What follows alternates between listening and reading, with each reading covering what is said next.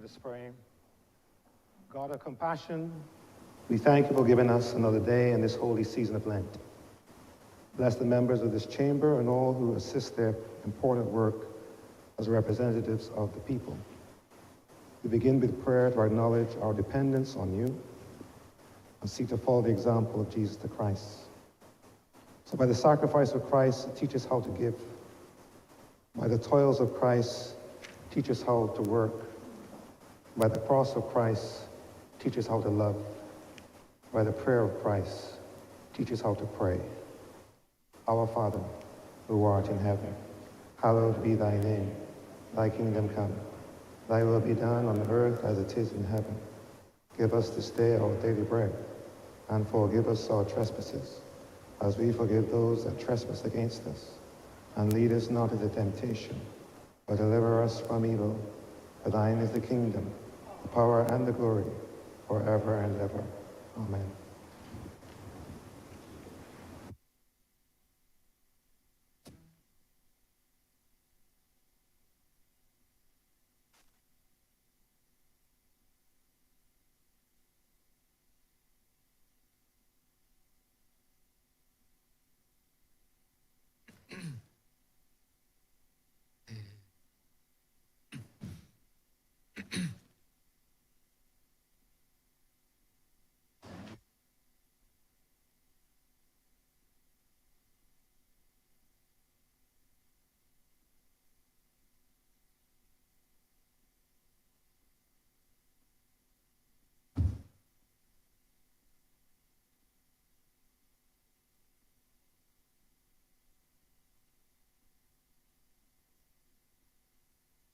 This House is in session.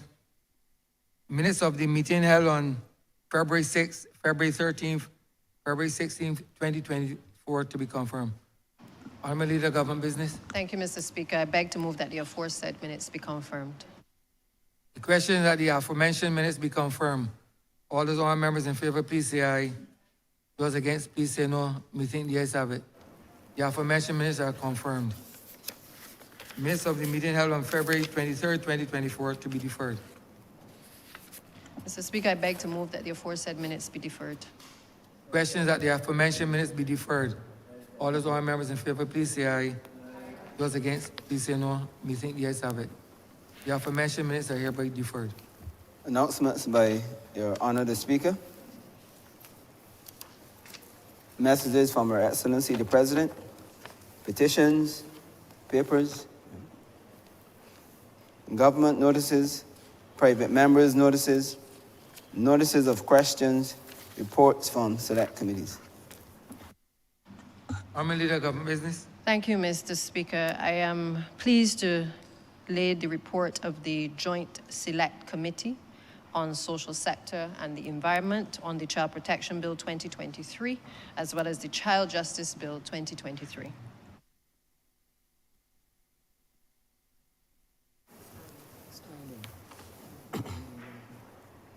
First readings of bills, statements by ministers, congratulatory and/or obituary speeches, personal explanations, motions for leave of absence, oral replies to questions, notices of motions for the adjournment of the House on matters of urgent public importance, orders of the day. Honorable Leader of Government Business. Mr. Speaker, I beg to move the suspension of Standing Orders 6, 16, 18, 20, 42 subsection 5, 43, and 44 for the remainder of the day's sitting. The question is that the aforementioned standing orders be suspended for the remainder of the day's sitting. All those honorable members in favor, please say aye. Those against, please say no. We think the ayes have it. The aforementioned standing orders are hereby suspended for the remainder of the day's sitting. Business, sir.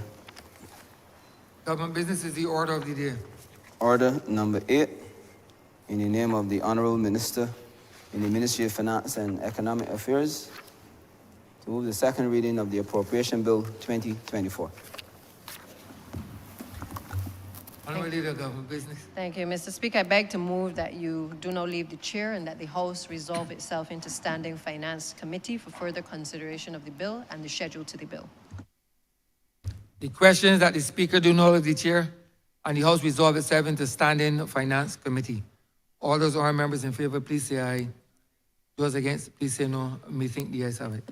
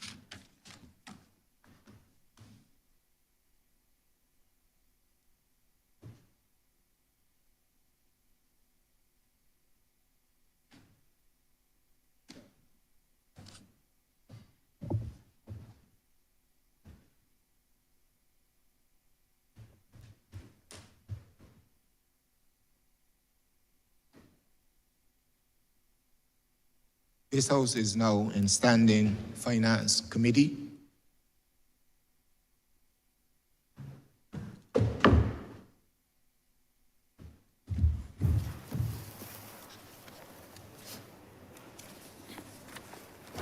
Mr. Chairman, Head 35, Ministry of People, Empowerment and Elder Affairs, in the amount of $104,189,989.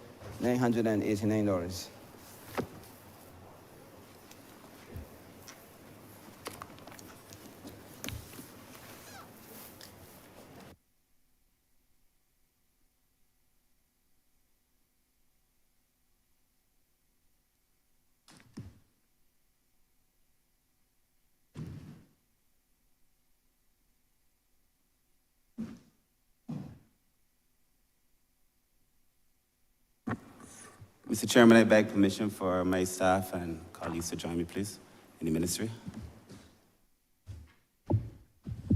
So granted.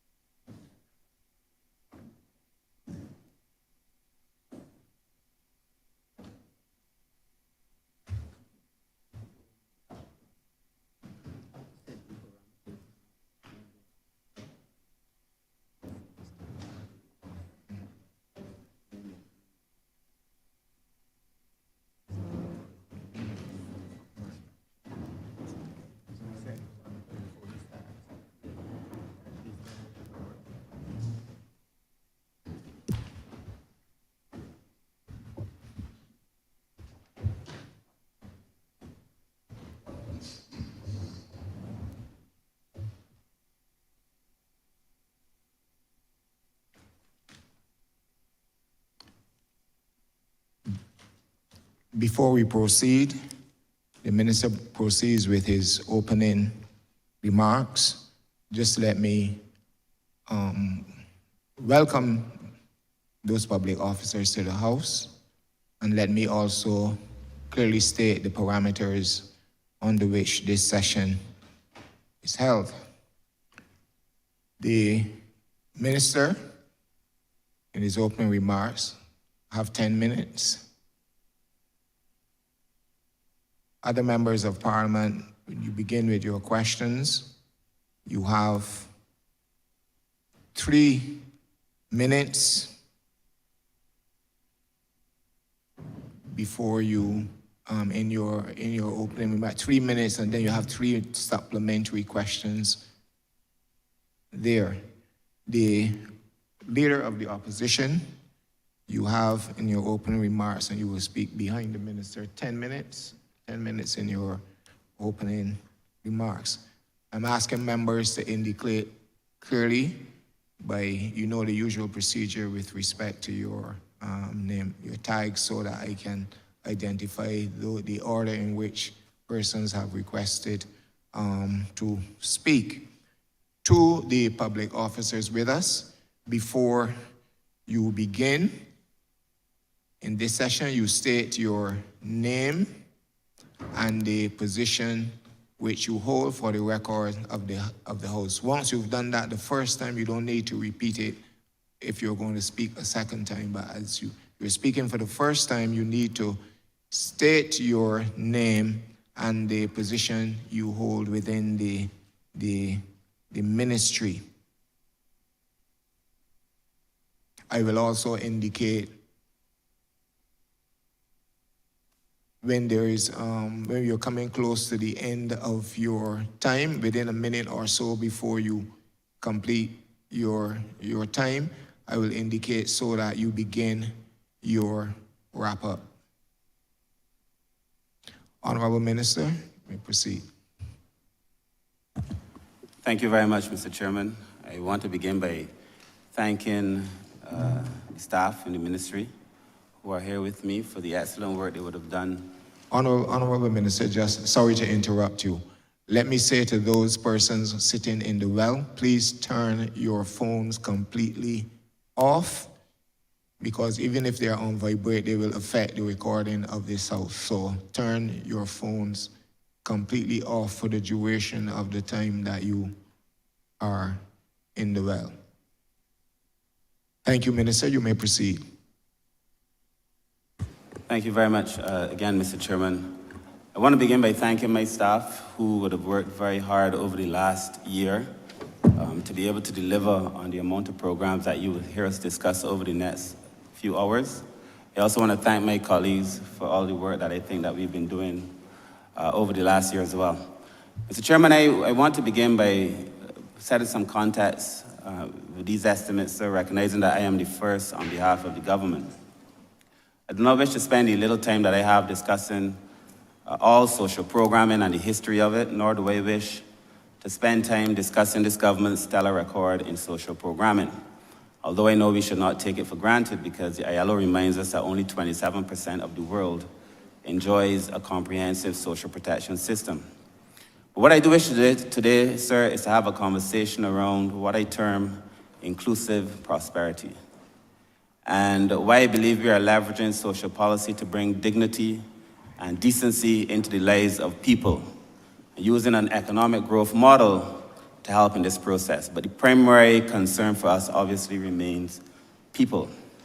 Sir, as you know, and I don't have to say it, sir, we face several local and global adversities. I will not go through all, but we've had hurricanes, ash falls, we've seen difficulties in supply chains and so on. What is clear to me is that our people are resilient people. And we've seen it in the social policy, we've seen it in the economic policy. And we've seen tourism rebound, sir, and be able to finance a lot of this. And why would I talk about tourism as a Minister of People Empowerment, sir? Because it is important for us to understand that this resilience, this economic resilience, provide what I call a fertile ground for implementing comprehensive social policies. To be able to use our own economic framework, our own development, to be able to propel people. So our aim is to deliver efficient, impactful social services tailored to meet the needs of the most vulnerable, empowering them to lead dignified and secure lives within their communities. In other words, sir, we do not see our recipients, our social clients, as passive recipients of government's goods and services, but as active agents, sir, in this development process. And you will see through these estimates, sir, that we are making every effort now to move beyond this idea that the ministry is a welfare ministry and now is focused on development and developing people. You will also see a reflection of a paradigm shift in that we've started empowering a lot more of the NGOs to do the work, sir, because we believe from a philosophical standpoint that government works best when it's working in tandem with the NGO community to deliver goods and services to people. This government, sir, and this particular set of estimates would be the largest amount of NGOs, large and small, to be supported by the government to be able to do this kind of work. And you will see that reflected in every single department under this ministry, sir. Sir, so there are a few things that I wish to talk about very quickly. And the first, sir, is the strategic framework for inclusive, people-centered empowerment, sir, within the context of the economic opportunity, because I think it's important for us to understand that this economic opportunity we're seeing must be inclusive and it must redound to the benefit of people. In the ministry, sir, we say that we must move from dependence to independence to interdependence, where people are in a position to give back. And I am forcing this ministry, driving this ministry, working with this ministry to ensure that we rethink and reimagine this ministry as a key pillar in the development process, moving beyond the idea that we are just receiving goods and services. And that is why, sir, dignity and empowerment will be the hallmarks of our presentation. At the end of the day, sir, we have a unique opportunity, I think now, to leverage this growth to the benefit of people, inclusive growth for social development. The important program, sir, that I wish to say is that this year, sir, we have received $109 million, sir, 842, including our statutory obligations, which is an increase of $2 million over last year upfront. You should also consider that we have removed the pensions from these estimates. That's an additional $4 million. So really and truly, these estimates at the beginning represent a $6 million increase over last year's estimates. So we took out $3 million in pensions for childcare and $1 million and plus from the National Assistance Board. So, sir, what are we doing with some of these monies, sir, and why is this important? So the first, and I think the first tool in terms of social policy and programming in terms of the ministry in totality is that we have now decentralized social services. And by this, sir, I'm talking about the amalgamation of the social services to family services, sir, which will make a meaningful difference. It's going to change how people access social services. It's going to reduce poverty. It's going to reduce inequality. It allows us to be a lot more productive, sir, and for those who are interested in the workforce, it gives us the opportunity to stabilize the workforce, sir, and to drive sustainable, inclusive economic development. This single agency, sir, as you know, has been touted by this administration, the other government, sir. In fact, they created the Ministry for Family. But this government, sir, is the first to be able to bring together these agencies to actively deliver for families in Barbados, sir. And not only have we done that, we have also delivered, sir, an elderly policy, disability policy. We have now the child protection legislation, which we will be debating very soon. We have in draft disability legislation, which is now with CPC and will soon be here before us, and elderly drafting instructions before the cabinet very soon, sir. In the same time, sir, we repaired the Vauxhall Senior Citizens Home, Lancaster Home, sir. We started work in the Child Care Board on nurseries. A lot of comprehensive work that was not done in the preceding 10 years, sir. This government has been busy delivering for the people of Barbados. The other thing we've done, sir, is in relation to education and skill development. Throughout the ministry, you would find that all of the agencies are focused on delivering training to all of our constituents, whether it be at the One Family, welfare, national assistance, sir. This idea that we must drive development, sir, by empowering people in a way that makes sense. So you would find that all of us, sir, are training our staff, sir, we're training our clients to make sure that people have access to the growth that this country is talking about. Because at the end of the day, sir, this ministry must see itself beyond delivering goods and services to people, but empowering people in a real sense. We've also, sir, moved toward healthcare, accessibility, and well-being.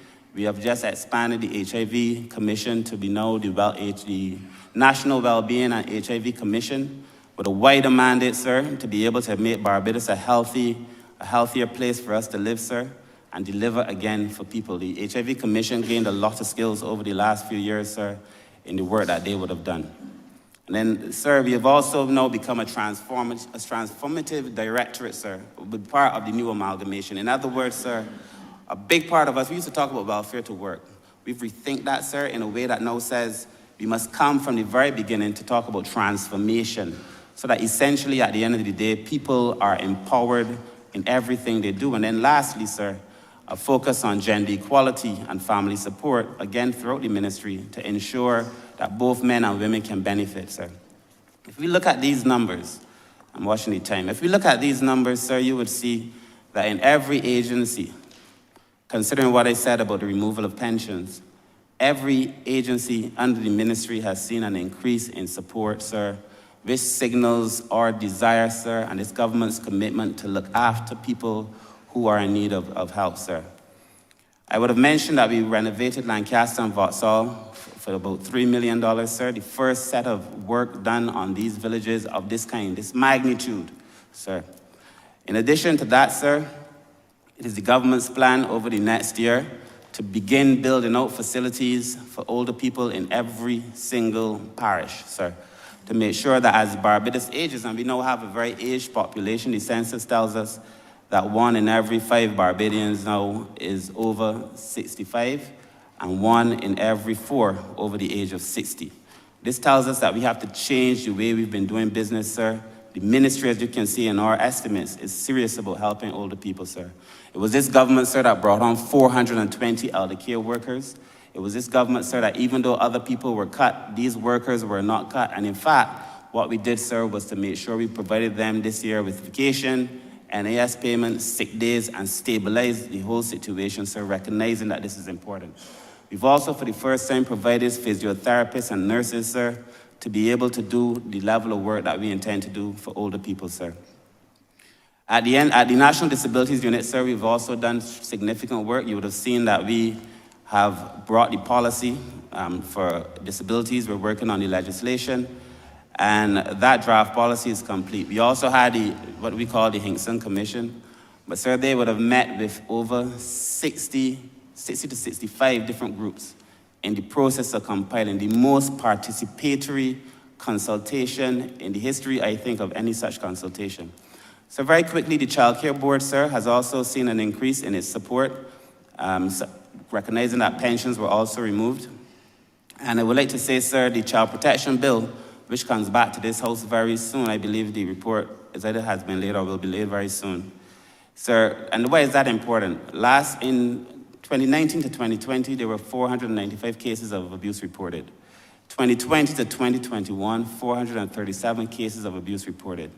2021 to 2022, 538 cases, and 2022 to 2023, 560 cases, sir, of abuse reported.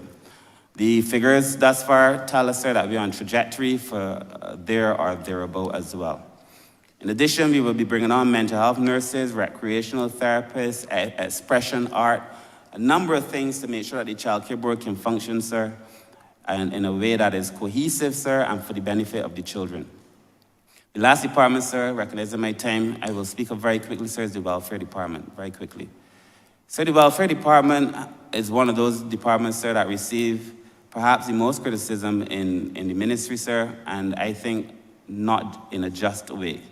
The reason I say this, sir, is because the Welfare Department continues to provide services to people in Barbados every single day. Sir, during COVID, while many persons were home, the Welfare Department was actually working 4 or 5 times as hard.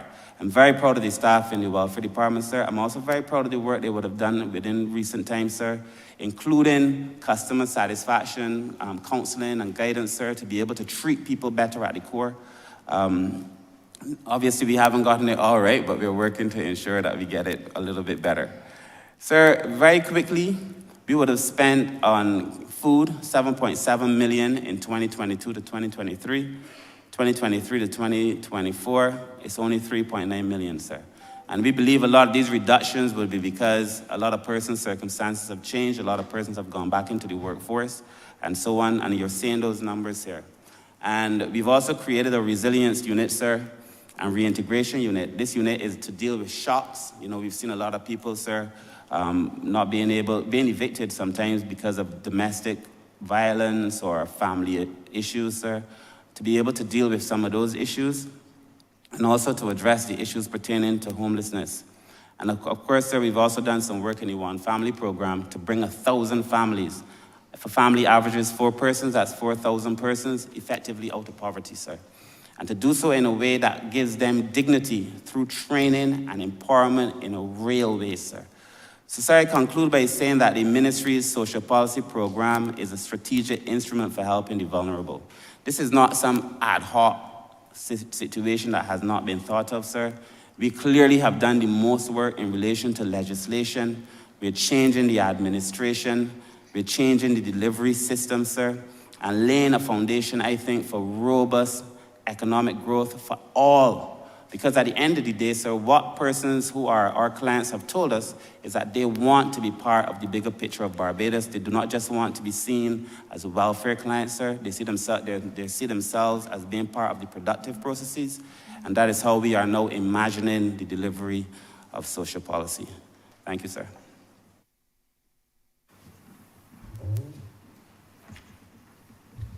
Honorable Leader of the Opposition. Thank you, Your Honor, and good morning to all. Mr. Chairman of Committees, if there's one ministry within the government that reveals the soul of a government, it probably is the ministry so styled as People Empowerment and Elder Affairs. And I listened to the minister very carefully, and he ended at the point where there's still the public acknowledgement, public belief even, that this ministry still largely concerns itself with the word welfare. And if that is so, it becomes the responsibility of the ministry to convince Barbadians that the ministry has moved beyond mere welfare and has extended its work into genuine human development, genuine human empowerment, and that much of the focus will be on that vulnerable group that we call the elderly. And again, I listened to the minister very carefully, and throughout his presentation, the word that probably was repeated most often was the word dignity. And I can assure the minister that he and I find that word to be one of commonality between us. That this work, this ministry cannot do its work unless it embraces the virtue and the practice of bringing dignity to the lives of people and bringing dignity to the lives of those who suffer disadvantage. And so, any work that attempts to elevate the lives even of the disadvantaged, even of the most vulnerable, any work that attempts to do that must really relate itself to the soul of a government. But that is commendation. I want to caution the minister that while these noble objectives are pursued, there still may be people purporting to do social work in the name of the government. And I ask this minister to be very careful, to distance himself from persons who purport to be doing social and community work in the name of the government, and doing that while visiting abuse on people. And that abuse is in the form of giving publicity to people who are in the grips of infirmity.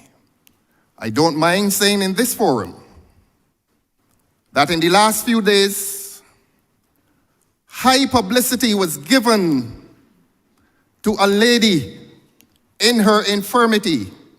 And while it was not officially done in the name of this ministry, and I have no doubt that it was not done in the name of this ministry, I want to say, I admit it was not done in the name of this ministry, except that those agents of indignity purported that they were acting on behalf of the government. That is a fact. And I know that this minister will take the first opportunity to distance himself from that most undignified and callous act of bringing publicity to a lady in her infirmity for the sake of political advantage. That she became a victim of those who purport to be doing social and community work. The good book speaks of the voice of Jacob and the hand of Esau. I say to you, minister, through you, sir, that it is quite possible that what they said in pursuit of what they did, the dastardly act that they committed, they claim that they did it on the instruction of persons higher than yourself. And this must be said in this place. That lady's infirmity, the act committed against that lady, must be mentioned in rescuing her, in attempting to rescue her from these interveners. This place is not too good a place to bring attention to it, minister. I know you. I know you personally, and I know you officially. I know you in your official capacity. I've heard your many speeches before. I know your background. We know each other. And I know, minister, that you would want to take the first opportunity to distance yourself from that callous conduct committed by men who claim to be agents of this government. And if no one in this government chooses to distance himself or herself from that, they will be deemed to be complicit in the indignity that was visited on that lady's life. I will not call her name. I will call her situation to public notice. Minister, I ask you at the appropriate time to distance yourself, to indicate that Jacob's voice was not yours and Esau's hands were not yours. You mentioned the word dignity, the work of your department with your staff, whom we all must respect, must remain concerned with that of dignity, bringing dignity into the lives of the people of this country.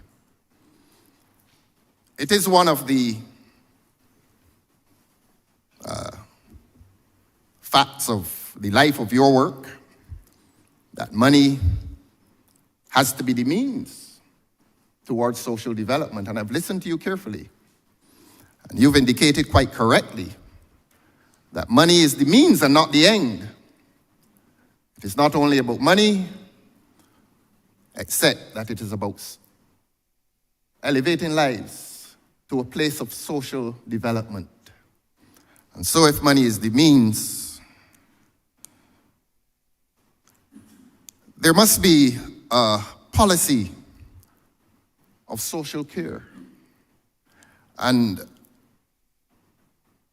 not only must money be used in the work of this ministry, but I want to humbly suggest that certainly in terms of looking after the elderly,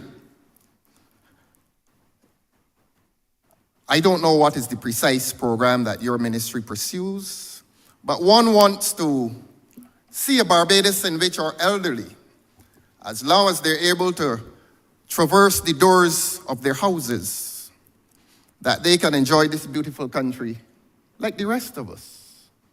The boardwalk, both in Christchurch and the Honorable Member for St. Peter wants me to say the jetty in St. Peter, Farley Hill, Gun Hill, that our elderly who are not of privilege can share these vistas with the rest of us in Barbados. Again, unhappily, I go back to last week's ugly, obscene incident. That they must not be reduced to adverse publicity of adverse circumstances of sometimes destitution. And we as politicians breach a public responsibility and a personal responsibility to the underprivileged when we take them before the television cameras and to the pages of the newspapers and to social media and to believe that we are doing God's work. That is the devil's work. When we bring high publicity to people in circumstances of abject poverty. So let us not only elevate them by injections of money into their lives, but let us show that we genuinely care for them. And I repeat, take them across this beautiful country that sometimes only the tourists enjoy, but our old people are entitled to the comforts and the beauty of this country. Minister, I commend your manifesto that you've read here this morning. I commend the work that your ministry is doing.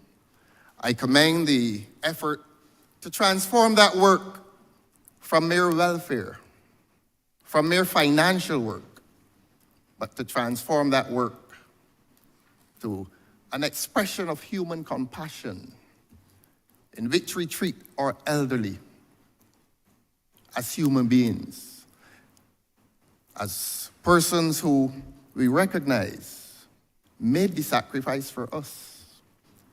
And had they not made that sacrifice, Minister, through you, sir, you nor I, nor the minister, nor his team would be present in this place this morning. It is a debt that we owe not only to this country, but particularly to the elderly of this country. And who in here will forget the children? I always say the children didn't invite themselves into our lives, we brought them here. And my concern always relates to those two vulnerable groups. And if a government remains compassionate, it focuses much of its activities on the elderly and on the children of this country. Minister, I commend you for the new trust in the work of this ministry. I'm obliged to you, sir.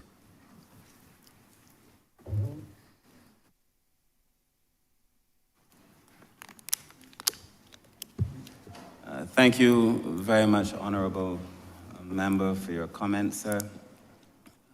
They are appreciated, of course.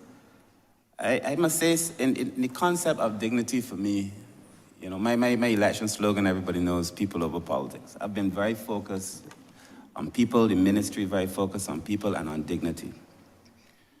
And sometimes persons in the political space do things, perhaps for political mileage, that is difficult to understand. Things that I myself may never do, things that many members I know on our side won't do, and things that you may not do. But I've seen, sir, in the recent past, every single week, this is not only a political thing, every single week in the newspaper, on social media, professional journalists, and I don't have anything against the journalists because most of them and myself enjoy a very decent relationship, but it is the order of the day. Publishing very crude photos and details of persons, perhaps for sale of a newspaper.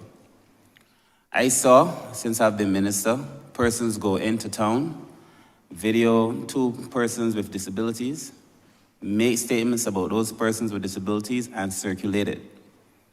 Not necessarily on our side, but done for political mileage. I've seen more recently a video by a man who I know for sure is not on our side, and speaking to a lady whose fortunes, regrettably, have now left her in a place where the government is working to remove her from, but using that again for political mileage, not on our side. It is regrettable that that has become the way, I think, the order of the day, sir, for many in public life. I believe that we've tried to hold ourselves to a standard, individually and collectively, all of us have tried to hold ourselves to a standard, to conduct ourselves with dignity, to move with probity in the affairs of people. And where there are, I think, clear attempts by people who are on our side to do otherwise, I know that they are called to account for that behavior. I would like to think that the same will be said of the other side, because that has become the behavior, regrettably, a lot of the times, of the behavior of the other side. These professional institutions, sir, who do it, I will use this opportunity to caution that it also makes it, and this is real, it makes it very difficult. If you go and you put a person in the newspaper whose house is in a deplorable condition, you say she's been a horrible tenant, this person has been, when we try to find housing for that person who was in the paper or on the news in some other fashion, and persons say, is this the person that was recently on social media? They don't want to house them. And so for your own personal ego or self-aggrandizement, you make these things, you make it difficult for us to be able to help. I would obviously want to call on people who do those kind of things to cease. But human development, sir, is about choice. If you choose on your own volition to go to the newspaper, you make that choice, not coerced. That's your choice. That's part of your human development. You make that choice as a person. There's nothing I can say about it. If a person decides that they feel offended by some act and they go to the press and they speak on it out of their own volition, not coerced, that's a matter for them. It is where they are coerced into doing something, offered something, that it becomes problematic. And a lot of these cases, sir, that I know for sure on the other side, are people trying to do that. I cannot say that I know exactly of the instance of which the honorable member is speaking, but I do know if anyone were to do that, to cause somebody to lose dignity for political advantage, I wouldn't have to dissociate myself in a foreign place. I would do it here. I do not support that. But if you do it of your own free will because something has offended you and you go to the press, that is your choice, Barbara. This is a free society, regardless of what people are trying to say about it. Right now, you are free to speak in this country. But I do believe people have to be treated with dignity. That is why we have the program, sir. And allow my head of national assistance to speak, because I think the honorable member also said he wasn't aware of some of the programs we're doing for the elderly, and I would wish that she would share some of those programs. Pauline Walcott, Director at the National Assistance Board. So I'm very pleased to hear that one of the main themes coming out this morning, this whole issue of dignity. It is one of the things very much which underscores our mission statement to maintain the dignity of older persons in the community where our work is focused primarily. So our major programs, in response to the question, first, most persons will know the home care service. The philosophy of our programs is to put services into the community, into the homes of persons, and for the most part, our response is that once you make a referral to us, you do not necessarily have to come to us. We go to you, we take the service to you. So apart from the home care program, we have the new program since 2020, the community elder care program, home care program carrying some 144 workers on the ground, the community elder care program, 420 persons on the ground. Apart from that, we would have heard the whole issue of recreation and inclusion and exposing them to social stimulation. And we also have the seniors recreational program where we use borrowed buildings, whether it's churches, community centers, and older persons come to those centers in a relatively safe space where they engage in social and stimulating activity. Housing and accommodation is a very, very basic need, and therefore we have the Vauxhall Senior Citizens Village, which was recently renovated. And we also have the Lancaster House, Vauxhall Senior Citizens being a residential facility long-term, Lancaster House being transitional if you're displaced, and then we work with you with social work intervention to get you back into the community. We also have the Clay Blood Shelter for homeless men. We're so aware of the issue of homelessness, primarily among men. That facility at this time accommodates some 34 homeless persons. A key part of our program really is our social work section, though small, where a lot of our referrals and interventions and assessments are done. And primarily we address the whole issue of elder abuse or any other issue or need which may be referred to the agency for our intervention. So we look really at a continuum of services in people's home. So then we have reviewed our services. We realized that the home care service just would give the activities of daily living. There haven't been a request based on our client satisfaction survey for other range of services, and therefore to that we have added the physiotherapists and our nurses as well. So our aim really, and we continue to review going forward, we would look at the whole question of daycare. We do have one facility which we had to put into other uses. We hope to, from April, to resume our daycare services. But in essence is to take services to people where they are to maintain their dignity.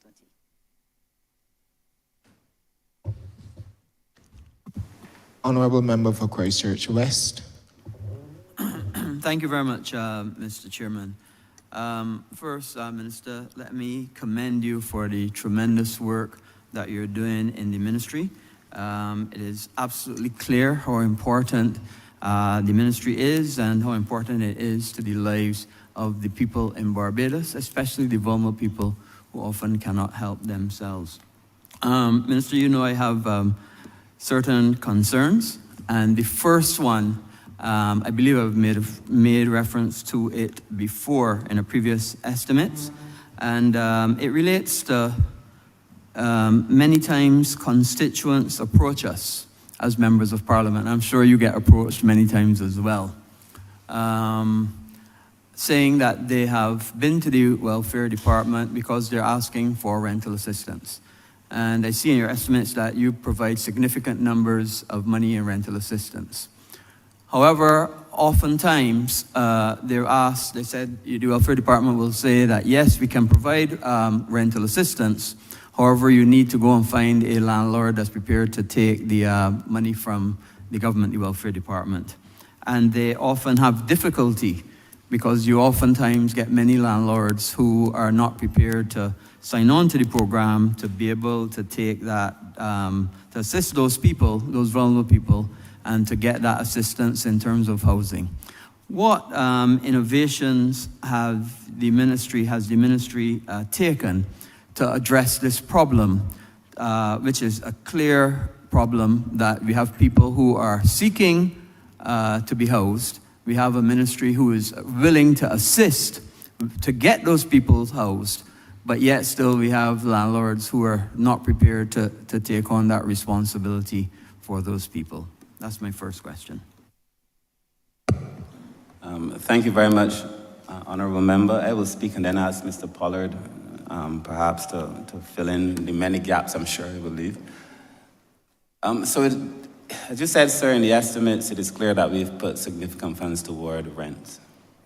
And the reason for that is simply that there are persons who, from time to time, are caught in a situation where they need rentals. Previously, it used to be primarily fires or another shock, external exogenous shock. Within recent times, there's been, in my opinion, and this may not be the opinion of those who speak after me, but in my opinion, certainly we've seen a lot of breakdown in family relationships. I think there's a post-COVID social presentation that we probably, across the world, didn't prepare for. people's capacity to deal with other people is just gone. And so we've seen an increase in people requiring rentals. The Welfare Department, as you know, is a social work agency. It was not created to go out and look for houses to be able to offer people. But given the request, the Welfare Department often found themselves having to go and seek rentals. And that is why they would say, if you find a house, we pay the rent. Previously, as a matter of fact, when I was in the ministry, I joined this ministry in 2002. I've been in this ministry a long time as a manager of childcare, then as a director. But what used to be the case is that people would come already with rentals, and welfare would just have to pay the rent. That evolved over time to welfare having to find the houses. And then the government recently, rightfully, has asked for persons to produce TAMIS identification, so that if you're receiving these monies, it is tracked in the system. That took a lot of people out of the system immediately. There was also a case where some persons there's an underground economy that we have to be cognizant of in Barbados, where a person might own a house passed on by his grandmother, but never had a paper to prove he owns the house. But now where you have to prove ownership of the house, it becomes difficult to be able to rent that house to the government. Again, moving a number of our rentals from out of the government. And so we recognize that became a growing concern in terms of our capacity to be able to offer rents. The other thing is that person says the money we were paying was too low. We were averaging around $800 or so, sometimes $1,000. And the rents, because we took a lot of the other houses out of commission, we're now talking about houses $1,200, $1,500 and up. And then the reality is, and we don't often talk about it, my staff surely they don't talk about it, but the reality is there are many people who just do not wish to rent to welfare clients. Our clients who find themselves before a social service agency. The Honorable Leader of the Opposition spoke about the name welfare, and I will repeat that. We have now worked toward creating a family services authority. So welfare in name won't exist, but you could change the name of the road and it'd be the same street. So we're changing the street in terms of how we do business, but the Welfare Department as a name won't exist, and the way we do business has to change. So it would be a case where people would say, oh, you're from the Welfare Department, you have children, I'm not renting you my house. It just became very difficult. And so we created in the ministry, and this is why Mr. Pollard will speak on it, we created very recently in the ministry a resilience and reintegration unit whose sole purpose is to be able to respond to those shocks, to help people find housing where there have been fires, where there have been some kind of an unexpected disaster, like we saw after Elsa, if there's been ashfall, anything. We created a department that allows us to be able to respond to those things. It is supposed to be a 24-hour response system. Mr. Pollard could go into more details. And also to address, for the first time in government, the issues of homelessness. To be able to say that we've offered a serious response. We have a social policy coming now on homelessness, which will soon be followed by some legislation as well. And this unit would allow us to respond effectively to the issues that are facing this country. But I think Mr. Pollard is better suited to talk to some of these issues. Mr. Pollard.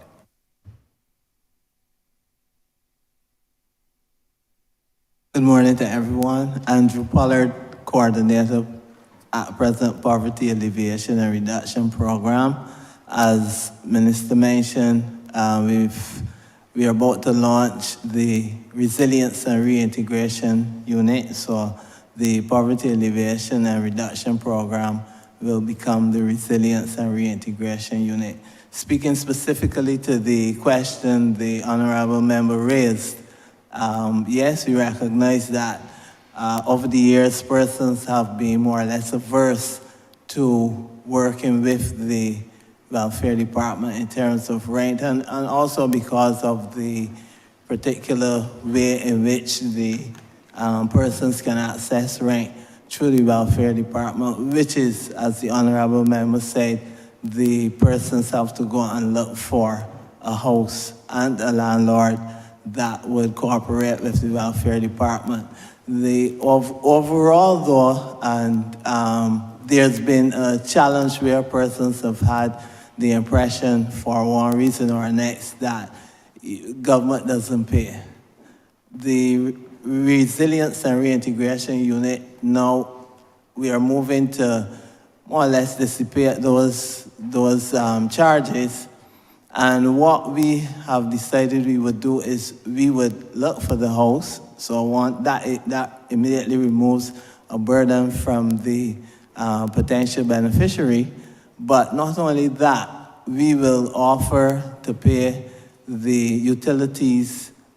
So the utilities will be included in the rate persons will pay. We feel pretty much that system will work well in terms of persons accessing rent houses. We are doing it right now under the Poverty Alleviation and Reduction Program, and to a large extent, we would say it is successful. Anecdotally, we have one or two landlords who have set aside their house to be rented by the Poverty Alleviation and Reduction Program. They recognize that there is integrity in our dealings with them, and that is not to suggest that there hasn't been integrity before. When we highlight the challenges the welfare department would have, but they recognize that they can more rely on working with us, and so we found that has worked well, and we continue to try to look for more houses, but as you would appreciate, honorable members, the need is great. Thank you.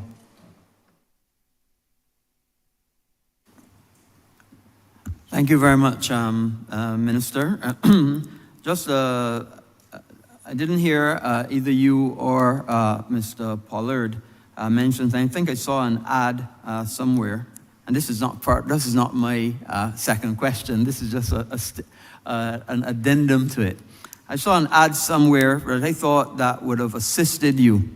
And it was that, because when I speak to other people, because from time to time I do go to and ask other landlords, were they prepared to rent to a constituent because they're having difficulty after a house fire or whatever it may be. And the feedback that I often got is that you have to wait too long. Not that government doesn't pay, is that you have to wait too long. And what I thought was very innovative was the ad that I saw that the ministry was prepared to pay 3 times the rent as a deposit. And I don't know if I'm mistaken in seeing that ad or if that is in fact part, but I thought that was very innovative, and it would encourage more landlords to get on to the program, to be able to assist people who are otherwise vulnerable. Because if the landlords are saying that they have to wait too long, and you can increase the deposit to minimize the exposure that they have, then that is something that I thought would have been admirable. But that is not my second question, Mr. Chairman. I hope that maybe the minister could expand on it when he comes to answer. My second question has to do with another very important program, and that is the Care of the Elderly program. And it is very commendable. All the reports coming back from the beneficiaries is that it is an excellent program. The numbers of people you have are obviously benefiting not only the beneficiaries, but also the people who are getting an opportunity to provide a service for those people. And I wonder if you could expand, and if there's any plans within the ministry to take that program even further, offer more services, and hopefully offer more people an opportunity to be employed in that program. The Director of the National Assistance Board. Thank you for the question, and I will certainly convey your sentiments to the workers. So yes, the program, as I said before, the program has been up since 2020. Obviously, there's ongoing review and evaluation, and there are more demands for the service. When the service started, the optimum number of persons, we were thinking at least 2 persons per day. What we are finding, though, is that if we're talking about people-centered and elderly-centered, then you have to focus the person's needs, and therefore, in cases with persons with dementia who need more supervision, obviously you have to put in a worker for the entire day to give that supervision and to give some support to families. So even though we think of expansion in terms of numbers, we also have to think of expansion in terms of services. Is there anything that these persons can do? And come April, we'll be rolling out training for every single one of those caregivers in terms of even in the home care program as well, and not focusing so much on the technical skills that will be a part of it, but also on the relational skills so that they can interact and make a difference in those persons' lives. So yes, when we think of expansion in terms of numbers, expansion in terms of services as older persons and their families identify various needs and gaps and deficits in the program. Former Minister Ford, I think, should also be in a position to offer some, if I'm pretty sure, value on this, and then to close off, Mr. George Griffith. Thank you very much, sir. Good morning, everyone. The Elder Care Companion Project is being highly commended by those persons in Barbados who receive it. The concept at the beginning was to provide services for those persons, particularly those who live alone. We have a lot of seniors who live alone. They become very, very lonely. They just want somebody to cheer them up, give them a kind word, pray with them, take them for a walk around the house, pull a few weeds from the gardens, and so on. And that is really the concept of the project. At present, it is extremely popular. Almost every day people are coming and asking, because the work of the Elder Care Companion helps to support that of the National Assistance Board. And there is a dividing line there where those members are not assigned to carry out the duties of the National Assistance Board members, because they have to have that kind of special training and certification from the National Assistance Board in order for them to do it. And so the seniors are asking for help. We have provided that help with those couple hundred persons, but there's still a long way to go, because we are living in an aging society. And if we are saying that there are so many persons above 60 years, 18% I believe it is, according to the note, and there are so many people who are lonely, because living alone is not an easy thing. And because we are this aging society where we are perhaps second in the world after Japan, then it says that as we go forward, our seniors are getting older, we are not producing more children, as we all know, and therefore we need that kind of support system. The only other comment I will wish to make is the fact that it has been so well received that I think it is important that we continue to do further training for those companions, because it will make a glass of lemonade, as I said, and I mentioned some of the things they can do. But unless the training takes place, that they too, within the communities, get the necessary training, which we've already started. The Community Development Department has started it. There are a couple other programs that we've started in communities to sensitize residents so that they can get the training. And an extension to that is that we've already sought the assistance of the Samuel Jackman Prescott Institute to be able to give community training to a number of persons on a regular basis, at least for a 3-month period or so, on evenings in the school, in a community center, wherever, so that those persons too can get the training, and then they will be selected, those who are the best of them, by the Barbados Community College to be able to make the difference. We know that the Elder Care Companions are not to change the clothing, they're not to bathe, they're not to do the fixing of bruises or cuts or bed sores or whatever, and because that demarcation line is there, they well understand what their roles are. And it is such a popular program, Mr. Chairman and colleagues and ladies and gentlemen, it is such a popular program that almost every day people are asking, can I get into it? It is just that we need to continue the ongoing training so that those persons get a better understanding, and wherever possible that the government can extend it and include families in particular, because most of those seniors have family members who perhaps are working in the day and they're getting the support. But if the families do not understand their role, it makes it even more difficult. The loneliness kicks in, the abuse kicks in, and so on. So I want to commend the government for this project, and I want to invite all other persons to become volunteers as well. It is not always about money, because some of those seniors are the godparents, godmother, godfather, distant relatives, friends from the churches, friends from the community groups that they were part of, and so to go in and tithe their time. It's not always about money, because none of us knows how long we will live and the kind of service that we will require if we train and expand the project, not necessarily for payment, but payment, of course, will be for those persons in particular who need the resources, because they too have families that they have to look after. And I just want to indicate, finally, it is also very important that we get some males to come on board, because men are on the periphery, and there are males who are there who really require the help, but because of the intricacies of their relationships, and some of them might be a little amazed at females working with them.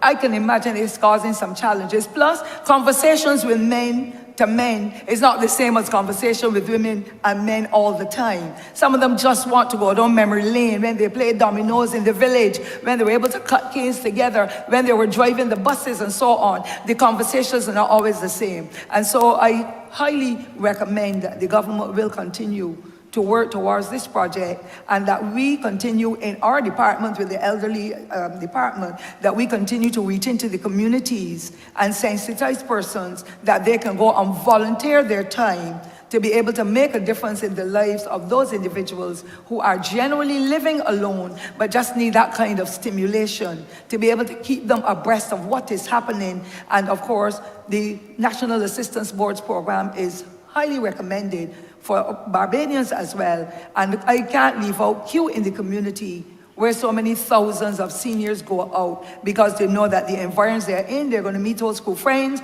old co-workers, and they're going to have a good time and not have to worry about the bang, bang, boom, bam music and so on that will impact on them, and that they don't have to be afraid, because there will be mostly people of the same general age ranges that will be able to meet and talk about school days and the old time days and things of that nature.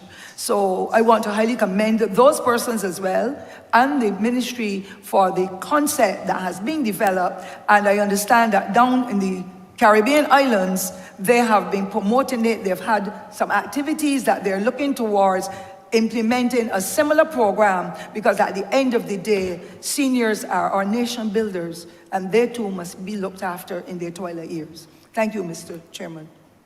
So I beg your indulgence to allow Mr. George Griffith just to speak very briefly on the program. Thank you very much, Minister, Mr. Chairman, honorable members. I appreciate the opportunity to say a few words about the Community Elder Care Program. Officer, could you please state your name? Yes, sir. I must not forget my name.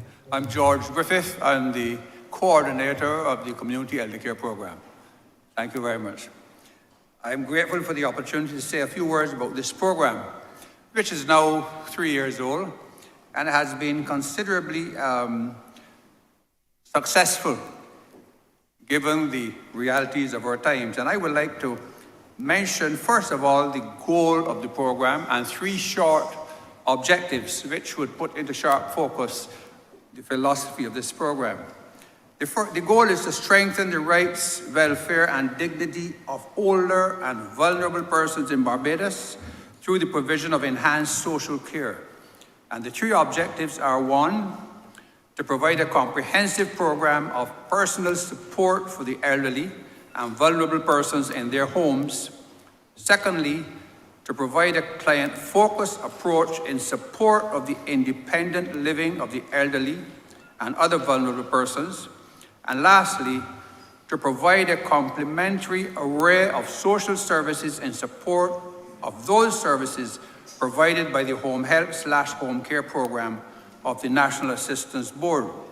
Now, I am happy to say that since this program was started, the numbers have grown rapidly, reaching as high as 951 persons. Currently, it is less than 951 because there's some fluctuation in the numbers. But with 420 persons at our disposal, and as mentioned by the Director of the National Assistance Board, there is an increasing demand, especially as it relates to the fact that 1 in every 3 persons seeking admission to the program is afflicted with dementia. Now that means that the caregiver is required to spend considerably more time with that client than with the average person who is merely old age or just vulnerable. And this has put a tremendous strain on us really to service persons at the level that we wish. So going forward, I think that we have to pay special attention to the fact that dementia seems to be growing in Barbados, and for the benefit of the client, but as well the family members who have to go out to work and leave those clients. They're not comfortable simply because such clients can be difficult. They can walk away from home. And if we are only providing sometimes 4 hours per day, then that places them in a very serious predicament. But I want to say that this year, come April, the training program becomes more comprehensive. And we anticipate that before the end of the year, all 420 persons will be trained, and that this training will be repeated over time, simply because we have to respond to the dynamics of issues pertaining to the elderly in Barbados. Now, sometimes we do not recognize that the persons working in this program are required to walk from house to house, sometimes in the hot sun, sometimes in the rain, in order to provide this service. And therefore, we appreciate very much the assistance that they are provided, the service that they are provided. And I have no doubt that in time to come, the public will become very appreciative of the significant contribution our workers are making to the quality of life of persons across the length and breadth of Barbados.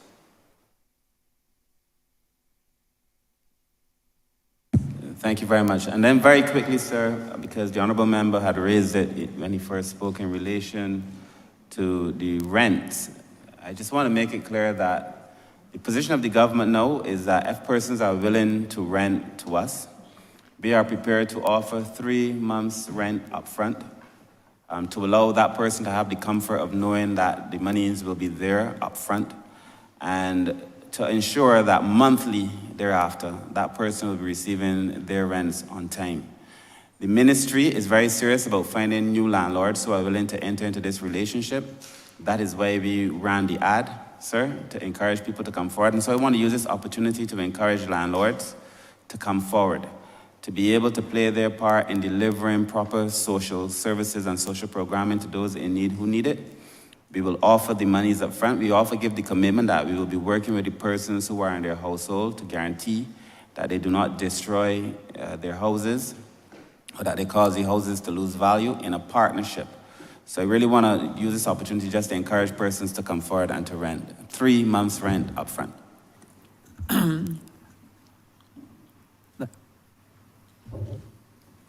Honorable Member Christchurch West, your final question. Thank you very much, Mr. Chairman and Minister. And I just want to commend you on that very, very bold step.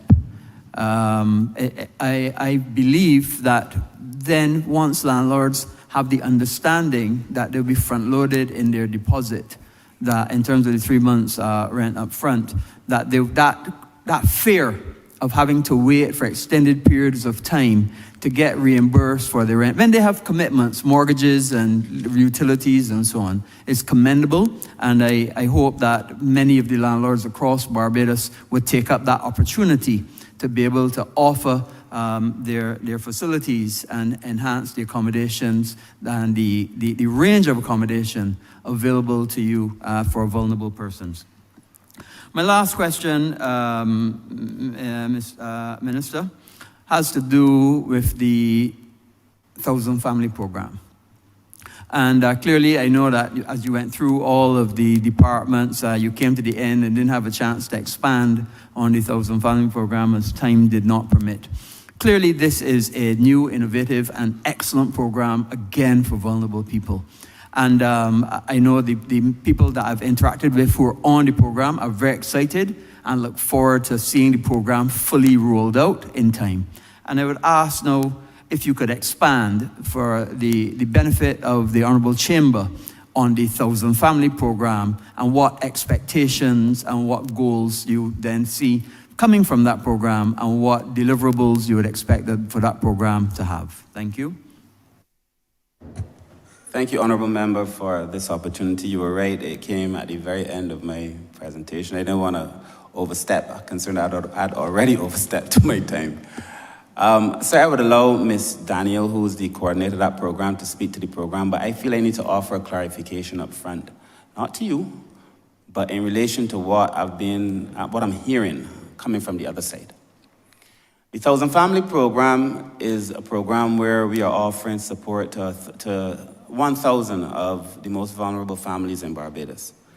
Chosen not by myself, not by yourself, but chosen, a lot of them coming from the original welfare list and other persons who said these are people who are vulnerable. In fact, sir, there's a score sheet that determines the level of deprivation, and persons are chosen according to that level of deprivation. No political interference. I've heard, though, regrettably, that persons seem to think that this program, and people are trying to claim the program and making it a political program. I have tried my best to keep politics out of the affairs of the ministry. In fact, it is true that when we were discussing this program and other programs in the ministry, I invited all of the former ministers to a meeting to discuss these programs, to look at how we can build something that makes sense for Barbados, not for the Barbados Labour Party or the Democratic Labour Party, but for Barbados. And Dr. Lowe, who was one of the persons involved in the original 250 program, came to that meeting. Hampton Lashley came, Trevor Pressel came, Minister Ford came. We had a very good day, and we discussed this thing above politics. But there is a view constantly being put out there that this program, in an attempt to make it political and to claim it, is a DLP program. I have no interest in the politics of it, but I feel I have to put clarification on the ground for the record. The 1,000 Family Program is built on a program, sir, that was done called the IC Bridge Program, which used 250 persons to be able to take those persons out of poverty. IC means identification, stabilization, enablement, and empowerment. That 250 program was a program that Dr. Lowe, when he was minister, and I was director of social policy, that was a program that we brought forward and took to the IDB. The 1,000 Family built on that. However, that IDB program came from a program that the Labour Party has started. When we were looking at the Puente model, it's a Chilean model that sought to integrate all of government social services to be able to deliver the best of social services to the person who needed it most. We would have seen, we had these conversations in 2004, 2005, 2006. We had a poverty bureau, sir, that was mandated to look at this program. So what indeed happened, because I was in the room, what indeed happened was that we took this program, built around the Puente model. Anybody could Google it and see it's true. Built around the Puente model. We were about to approach them for the support to deliver the model when the governments changed.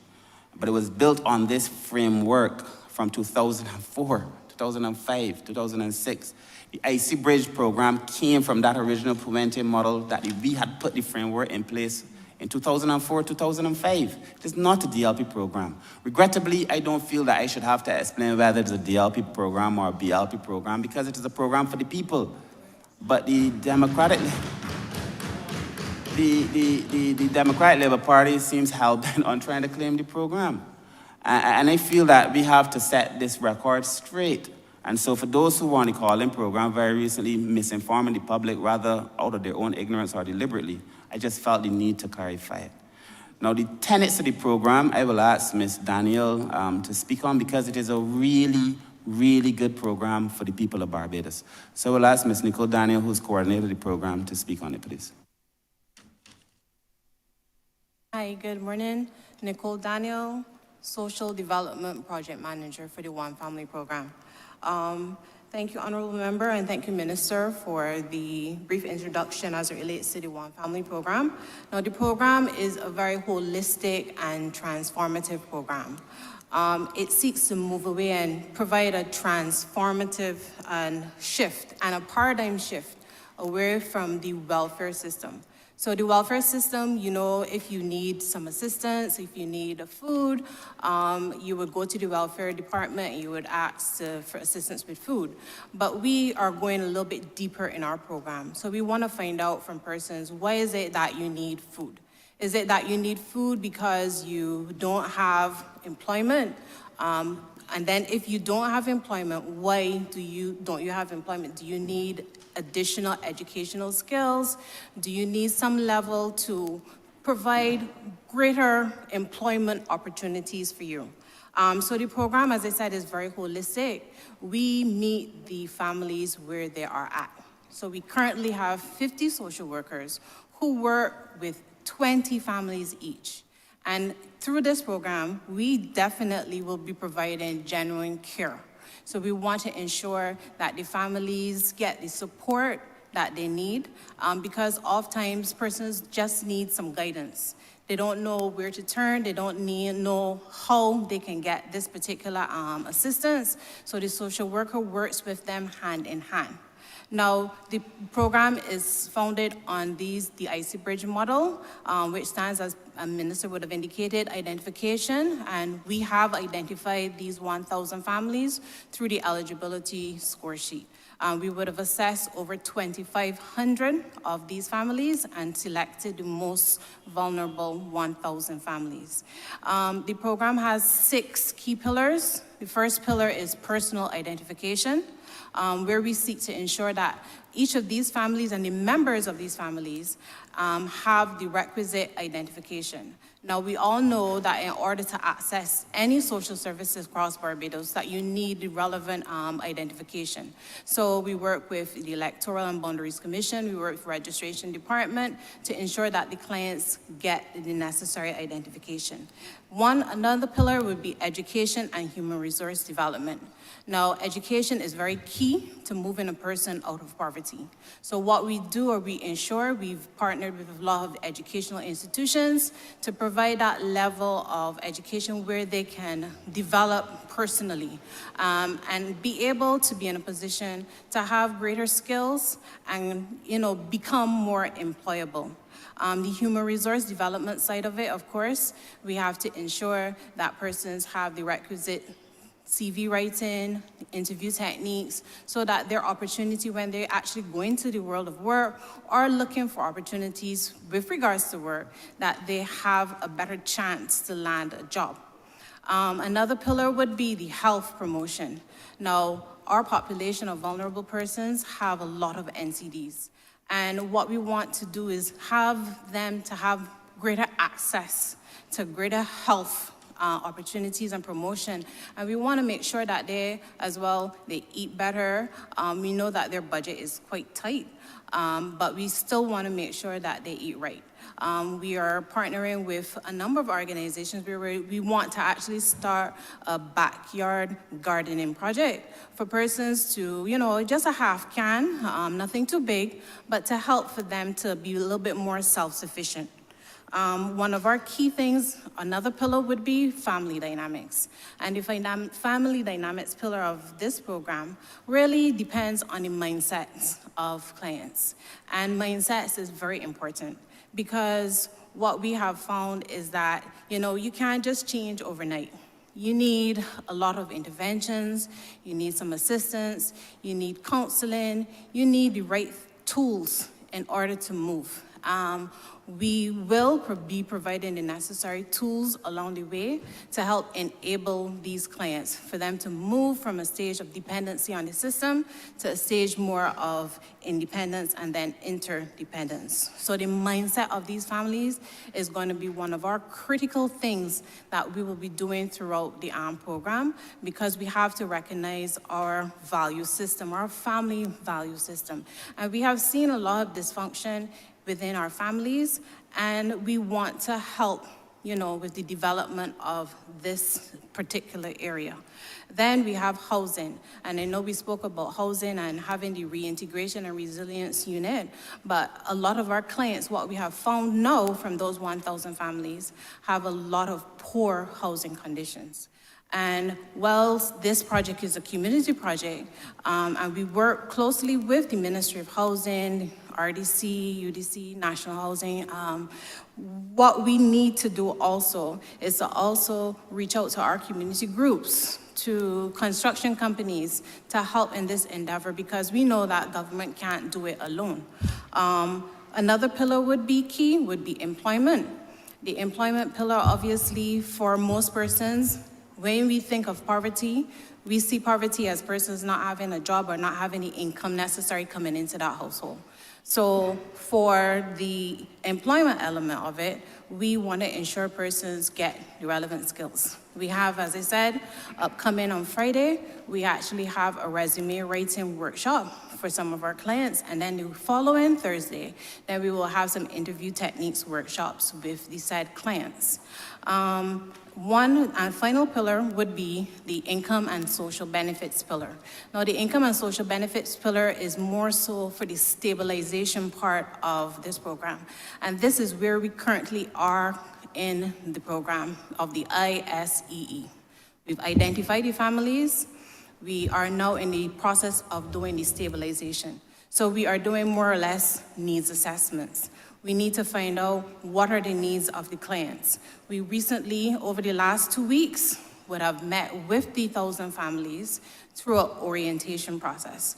And this orientation process was to provide some insight on what is required from both the families and from the social workers inclusive in this program. And what we have found, or what we have highlighted, is that the program is a partnership program and not a promise-ship program, where we don't give. We also try to assist persons and help them as best as we can. So we always say, you know, you can give a man a fish or you can teach a man a fish. But we also have to look at it as well, where we also have to provide the tools for that person to fish. And while we also say that, I come back to mindset again, because that person also has to want to fish, right? So right now, we are at the stage where we are meeting with the, more engrossed with the families, doing some comprehensive reviews, finding out what it is that they need. As I said, most of our concerns that we have seen from these assessments would be poor housing conditions, high levels of unemployment, need for educational opportunities, and then there's also the breakdown in family relationships.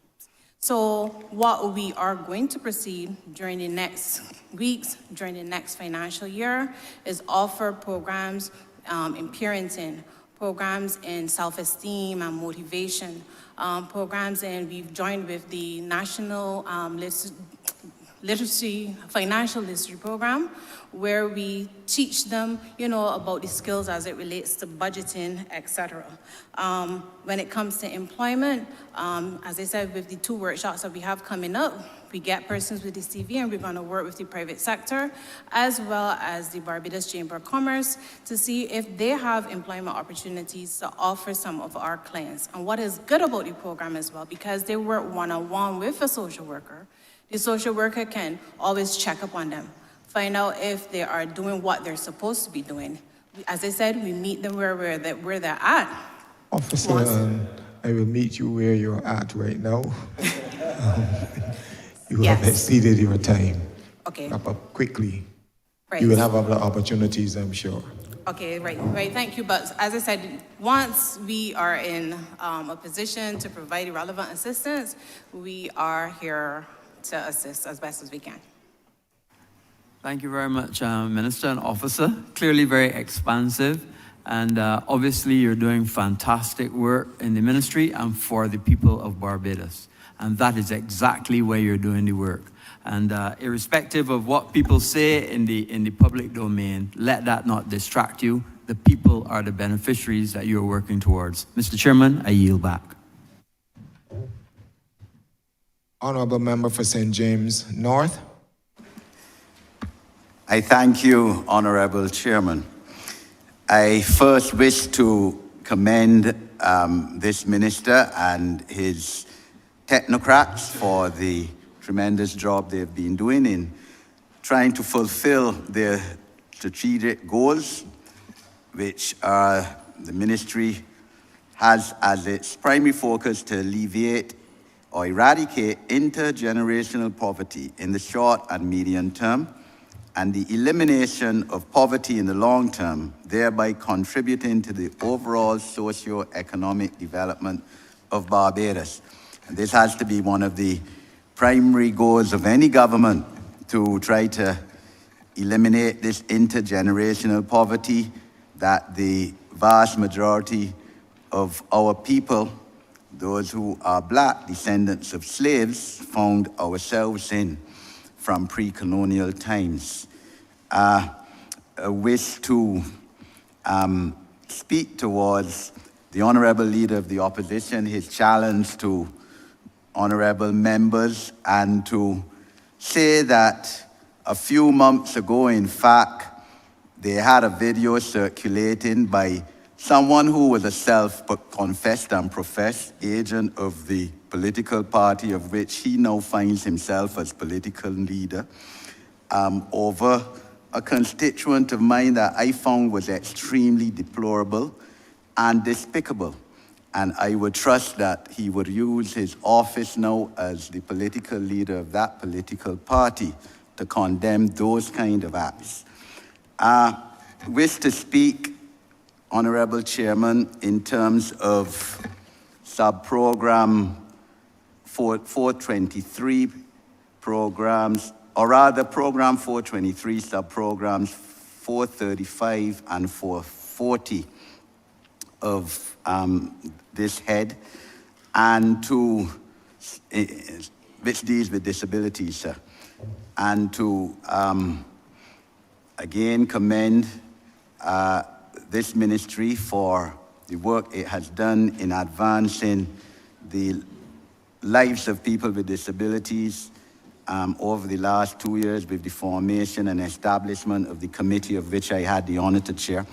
And to Sir, of course, with your permission, because 3 of the other members of that committee are here in our presence, sir, and since I'm speaking to them in a positive way, because I believe praise is due, they've been praised by me and others before this Parliament, but in their presence, sir, we have, as part of this ministry's effort today, the Most Honorable Kerry Ann Eiffel, FB, proud recipient of the highest national honor after National Hero in last year's independence, who was deputy chairman of that committee, sir. Senator in the other place, Andrely Boyce, and Ms. Janelle Odell, the first blind attorney at law in this country. Praise could never be so high for them in the efforts they made.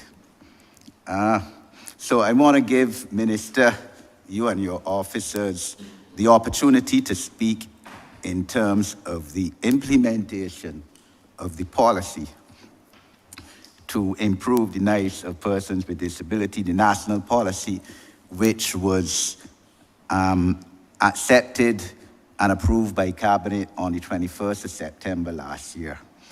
And give you the opportunity to inform the public, and in particular, those persons with disabilities and their caregivers through this House as to how this national policy, which is a 7-year policy, 2023 to 2030, would be implemented, sir, because the important thing now is to get what is a comprehensive policy, sir, and I have to mention to crafted with the assistance as well of Professor Drain Devenish of the University of the West Indies, but how to get this commendable comprehensive policy off of the paper into reality so that people with disabilities will see real improvement in their lives, sir, over the next 7 years.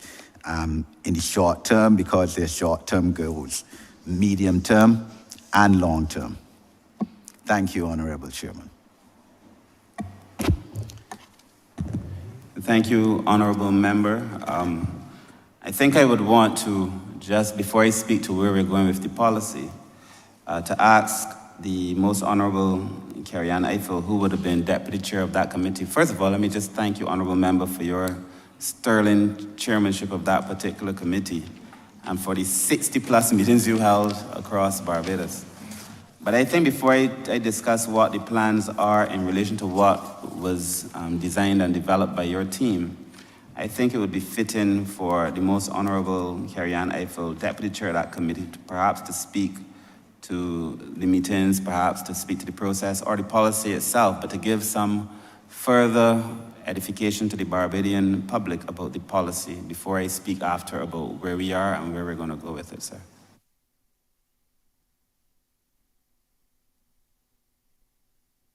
Good morning. Sir, having served as Deputy Chair of the National Committee to Improve the Lives of Persons with Disabilities. Officer, before you proceed, just state your name and your position for the record, just a reminder. My name is Carrie-Ann Eiffel, and I served as Deputy Chair of the National Committee for the Improvement of Lives of Persons with Disabilities, and I'm currently consultant with the National Disabilities Unit for the Technology Services for the Blind and Visually Impaired. You may proceed.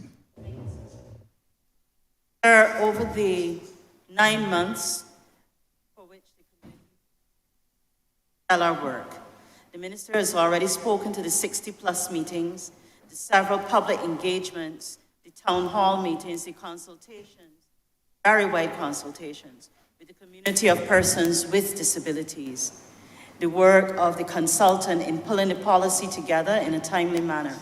I think this committee must be commended for having delivered its mandate within the time frame it was given. That was no mean feat. Our chair set a grueling pace, setting meetings with relevant authorities. We spoke with persons from every sector of Barbadian life. We touched on all the pillars that form the backdrop to the lives of persons with disabilities.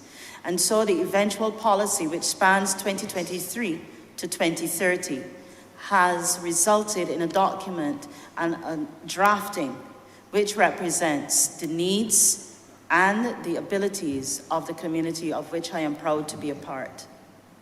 This policy consulted within the NGO sector extremely closely, as well as in our several town hall meetings. Some were concluded before the 9-month mandate, and then the policy, once it had been completed, was once again returned to the public for further consultation. We collected much data, largely from the community of the parents of persons with disabilities, which spoke to the need for improvements in inclusive education, housing especially, and eventual employment opportunities for persons with disabilities. The policy rolled out will address such areas, in addition to the need for improved transportation. There are several consultations still ongoing to alleviate challenges in this area. There's also representation for the inclusion of persons with disabilities in the wider digital space, and our needs being addressed to this end. In addition to all of that, it was one of the first times that persons with disabilities have had so extensive an opportunity to not only air their concerns, but to bring work that has been done. We had presentations from persons who are concerned in the matter of climate change and how it impacts the lives of persons with disabilities. One of the most vigorous presentations was done from the community of persons on the autism spectrum and their caregivers as to the still ongoing challenges they face, as well as the deaf and hearing impaired community, and all other communities of persons with disabilities. The extensive policy, which is represented in over 170 pages, speaks to 10 areas: access to the built environment, among others.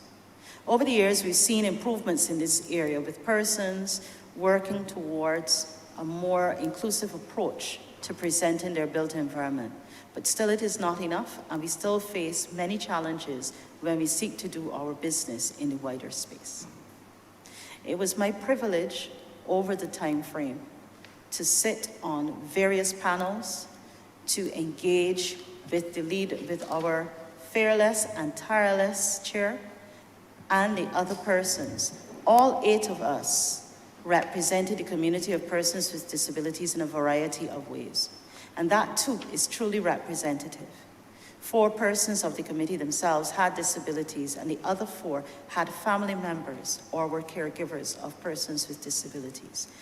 Active teachers were also part of the consultation and the community. As I mentioned earlier, inclusive education is one of the areas that still remains of grave concern and is outlined and addressed clearly in the policy as to how we intend to go about achieving a new Barbados in this area. Thank you. Thank you, Mr. Chair, and Mr. Nurse, the Deputy Director of the National Disabilities Unit. All in all, being nurse, Assistant Director, National Disabilities Unit, the national policy on disabilities is one of the achievements that we can speak about for the National Disabilities Unit. But I would like to first start with our vision statement. National Disability Unit, our vision statement is a fully inclusive Barbadian society that promotes the self-determination, dignity, and equality of all persons with disabilities in a way that empowers them to lead safe, productive, and fulfilling lives, careers, and destinies. So I can look basically at some of the areas that we focus on. Policy formulation. So which will be recommending policies and measures that ensures the protection of rights of persons with disabilities. We also focus on public awareness education, which will be sensitizing the public about issues relating to disabilities and persons with disabilities. We have campaigns about stereotypes, prejudices, harmful practices. We also focus on research and data collection. This is to ensure policies and programs are relevant and effective. Accessibility and personal disability aids and tools. The NDU promotes and monitors the accessibility of public spaces, ensuring that they are disability friendly. Not just physical infrastructure, but also information and communication systems. Provide accessibility modifications of private homes and residences of persons with disabilities. We offer a range of assistive devices and technology equipment. Focus on advocacy and collaboration. We work alongside NGOs, community-based organizations, international agencies, and so on to promote persons with disabilities. Look at skill development, recognizing the importance of economic independence, supporting vocational and skills development programs to persons with disabilities.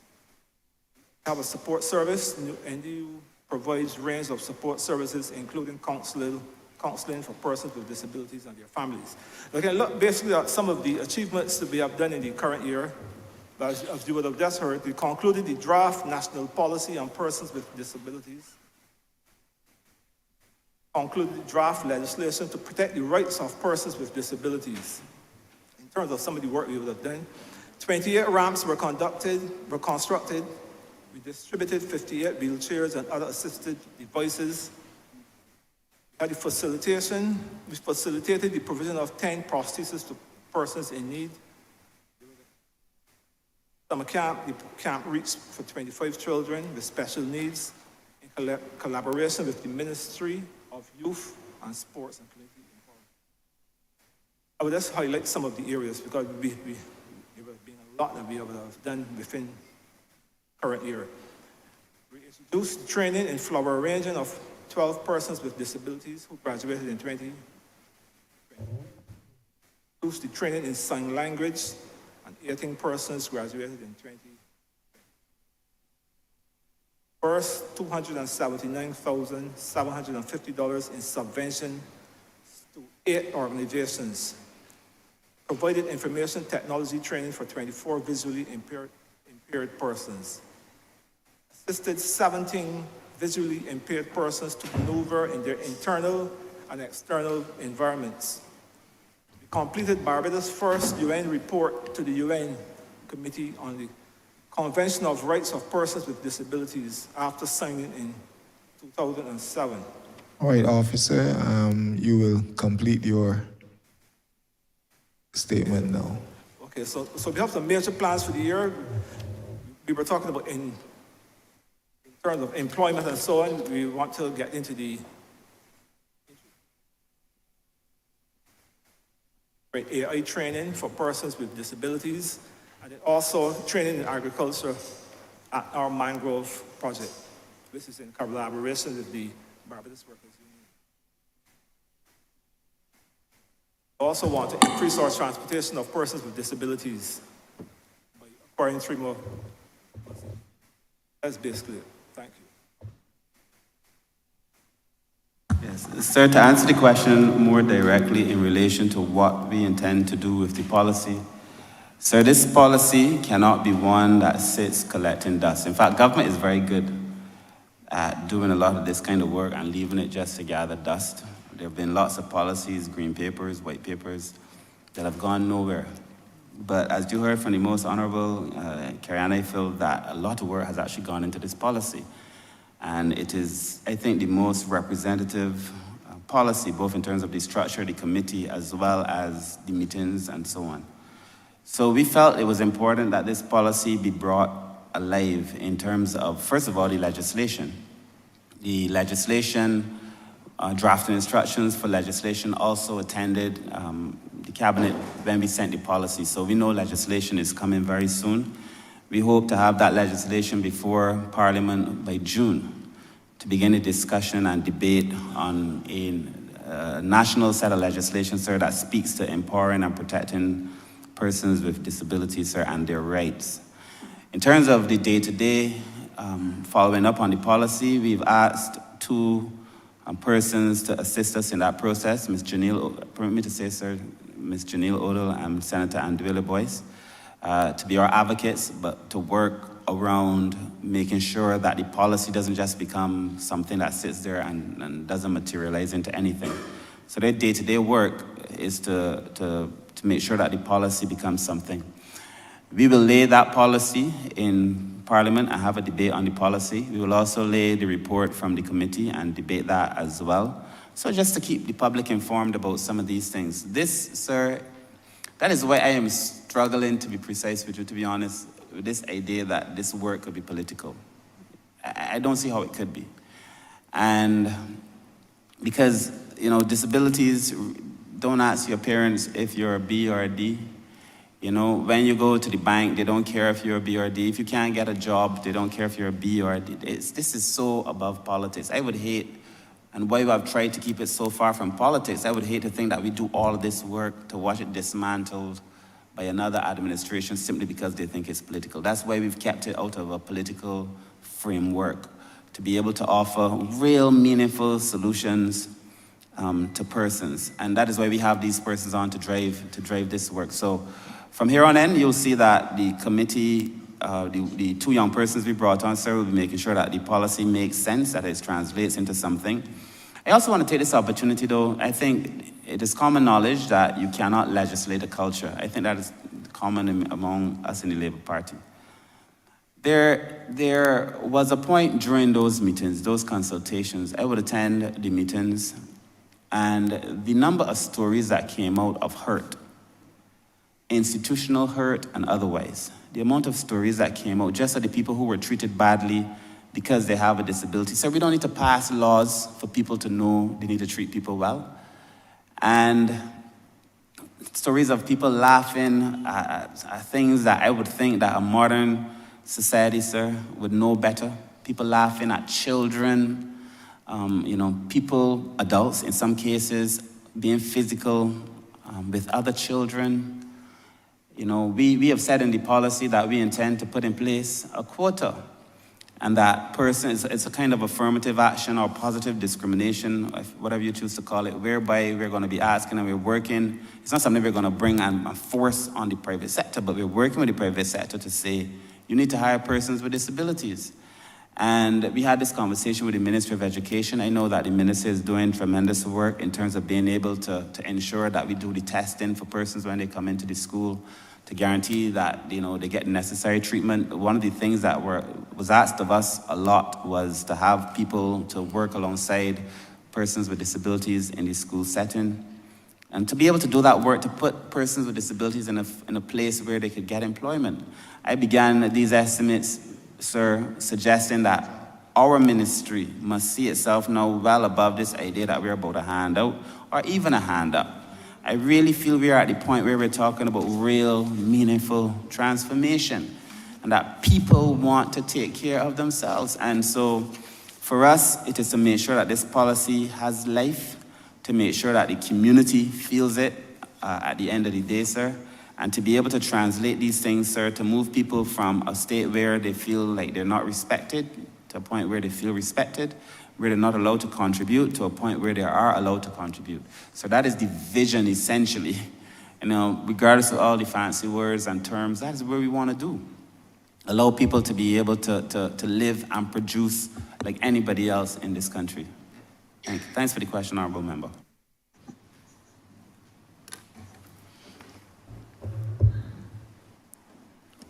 Ready? Okay. Thank you, Honourable Chairman. Honourable Minister, I note that in your sub-program 435, you are asking this Parliament to approve what is in fact a further $680,000 more to the National Disabilities Unit, totaling almost $3,300,000. That is something I would certainly support.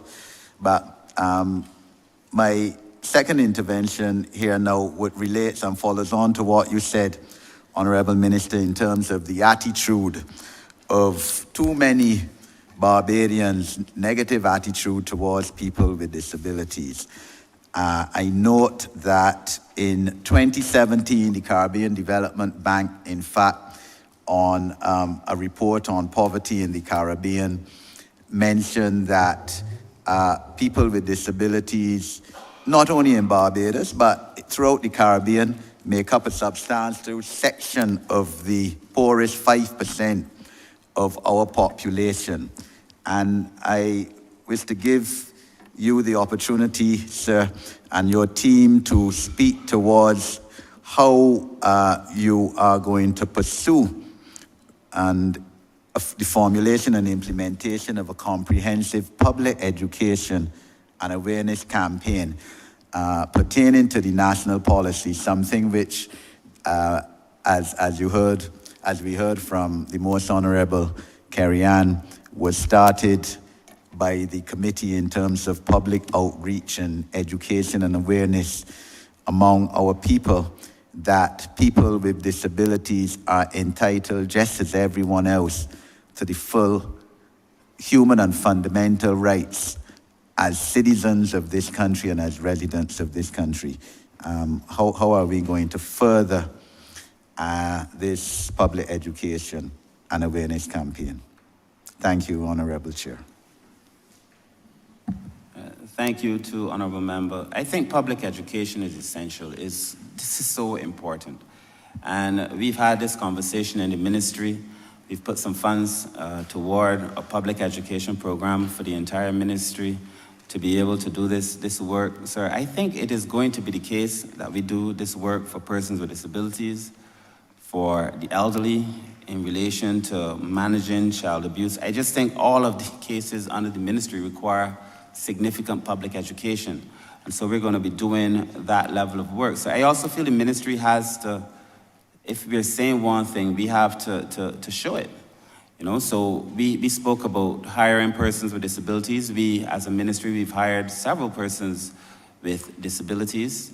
And I don't even think it is a case of us lowering our standards to hire persons with disabilities. I don't even think it should be a conversation. In fact, the contribution that is being made now by the persons we brought on is so significant that I would wish other persons would start doing it, because the quality of the community, sir, in Barbados, and their capacity to add value to organizations. This is not about us giving people handouts. It is clear to me that there is tremendous skill in the community that we are missing out on. And again, I want to use this opportunity to encourage people to come forward and to work with persons with disabilities. The PR program we had already started. You would have seen us pushing a lot of PR in relation to the parking spaces, to make sure that the parking spaces remain. But notwithstanding that, people are still parking in the parking spaces that are clearly reserved for persons with disabilities. Again, we make a call for persons, if you know you do not have a disability. The argument that is made is that, when they pass there, nobody is there. But that's the point. The time that you do show up, the spot should be available for a person with disability. But we've done PR, and it hasn't resonated. Apparently, we have to continue with the PR. But I also feel that the law, when we put the law in place, Honourable Member, I think the law has to be clear, the law has to be strong, and the law has to be enforced. When all of the voluntary compliance has failed, because you don't want to start with using a heavy hand, but when all the voluntary compliance has failed, then the law has to represent persons with disabilities. The other point is, and I think the Honourable Leader of the Opposition raised it when he spoke initially about persons who use video cameras and videos to make videos of people. So I've seen several of those with persons with disabilities too. And that there is a recklessness sometimes by members not of this political party, but a recklessness sometimes of the public, sometimes to go and film persons in situations for their own purposes. Thinking that it is PR. It is not PR. It is not positive PR. It is discrimination. It shows the person, sir, sometimes in their most vulnerable state, sir. And I would want to say, I do not know of any case on our side where we have asked persons who are in a vulnerable position to go publicly, sir, and lower themselves for the purposes, sir, of making a political point. That is not who we are. That is not what we do. It is clear to me, however, that some persons have chosen to do it. I spoke earlier of the persons with disabilities, the 2 young persons that we have now taken into the ministry, sir, and are working with them to make sure that they have a decent standard of living. But then people continue to share these videos and to share, there is something about the conscience of a country that at some point in time you have to have a conversation with yourself as a country. And to say that some of the things that we're doing are definitely unhealthy and need to stop. So yes, Honourable Member, you're going to see a lot of PR this year. You're going to see us pushing what's in the policy. We're going to continue to have these meetings. I hope that the public gets to know Janelle and Senator Boyce very well as our advocates over the next few weeks and months and years, so that they understand that this work, this is non-political, serious work.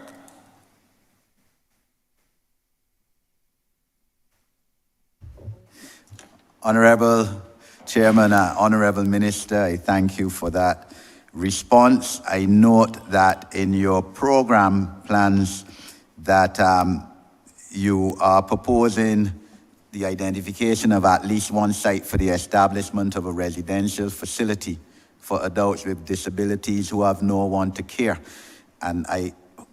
for them.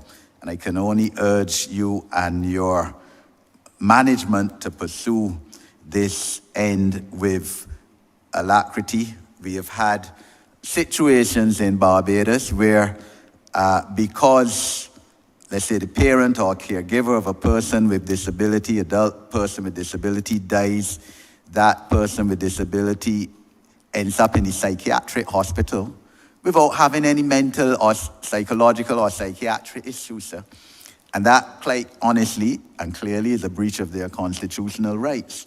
So this proposed program is very much needed, residential facilities for those adult persons with disabilities in that position. You mentioned, Honourable Minister, of the issue of parking spaces for persons with disabilities. We commend, or I speak for myself, sir, I commend the Ministry of Transport and in association with your ministry, sir, for the first time putting parking spaces in Bridgetown in May 2022. I believe there are 5 or 6 parking spaces now.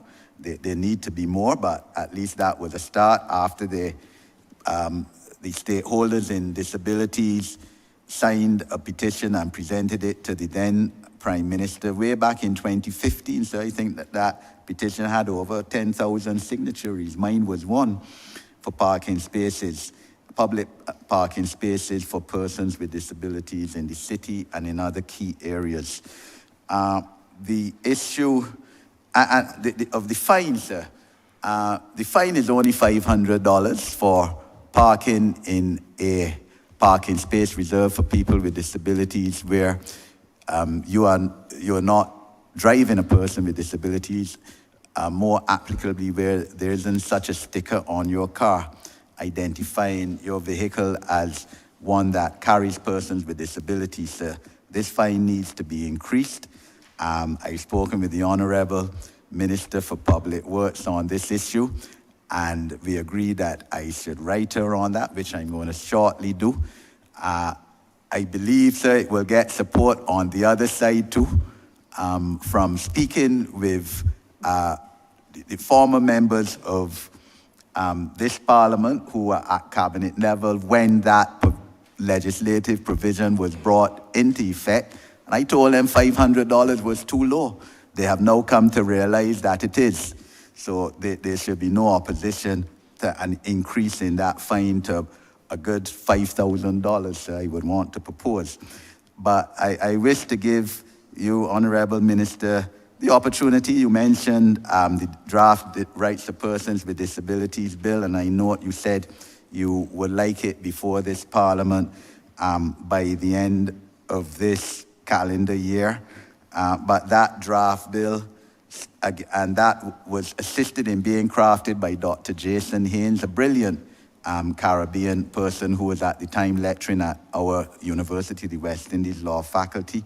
But that draft bill speaks on every aspect of the lives of persons with disabilities, in fact of people: health, employment, education, and I suppose coincidentally we're in the midst of education reform, and the Honourable Member, the Honourable Minister of Education knows that I reach out to her very often on this issue as to taking disabilities education out, and let's see what we can do right now in the short term. Let's wait for the full educational transformation, how we can improve the education of children with disabilities right away. And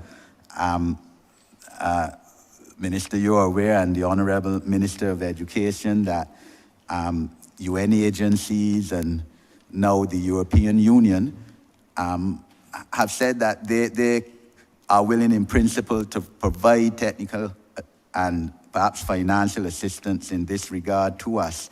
But Honourable Minister, if you could speak a bit more in terms of the draft legislative provisions on health, employment, and education. These are the three key areas. The most Honourable Kerry-Ann Eiffel and Ms. Janelle Odell often say being a person with disabilities is an expensive exercise in terms of health. We know that the housing policy of providing 10% housing, state housing or state funded or assisted housing for persons with disabilities is already in place, as the Honourable Minister for Housing would say, and is being implemented certainly in the housing development that was opened a few months ago in White Park. That 10% allocation to persons with disabilities as a policy of housing enshrined in the draft policy was implemented, sir. But if, Honourable Minister, you could speak a bit more under those three issues, which are so important to persons with disabilities: health, employment, and education, in terms of what's in the draft Rights of Persons with Disabilities Bill. Thank you, Honourable Chairman. Thank you, Honourable Member. Just to be clear, that I think all of the components in this policy, that they're all important. And that is the reason we spent the amount of time that we spent looking at these policies. It's also the reason that we had intense consultation before this information was represented into the policy, and consequently, hopefully, into the legislation, if the legislation is passed in the format in which we imagine it. In relation to employment, I spoke briefly about it while suggesting that we are going to be asking for a quota in terms of I think it's 5% that we said. We're asking employers to hire 5% of persons with disabilities where possible. And we know this is going to require further conversation, but employment, if the mission that I outlined in the very beginning in relation to allowing everybody to participate in economic activity makes sense, and allowing everybody to be part of the development process makes sense, and if we accept human development really is about expanding people's choices, then people should have the opportunity to work. And that is why we're putting that into the legislation. I am not so unwise as to suggest, however, that employers will want to hire people who are unskilled. And that is why I feel part of this process in the long term will be about training up persons so that they have the necessary skills.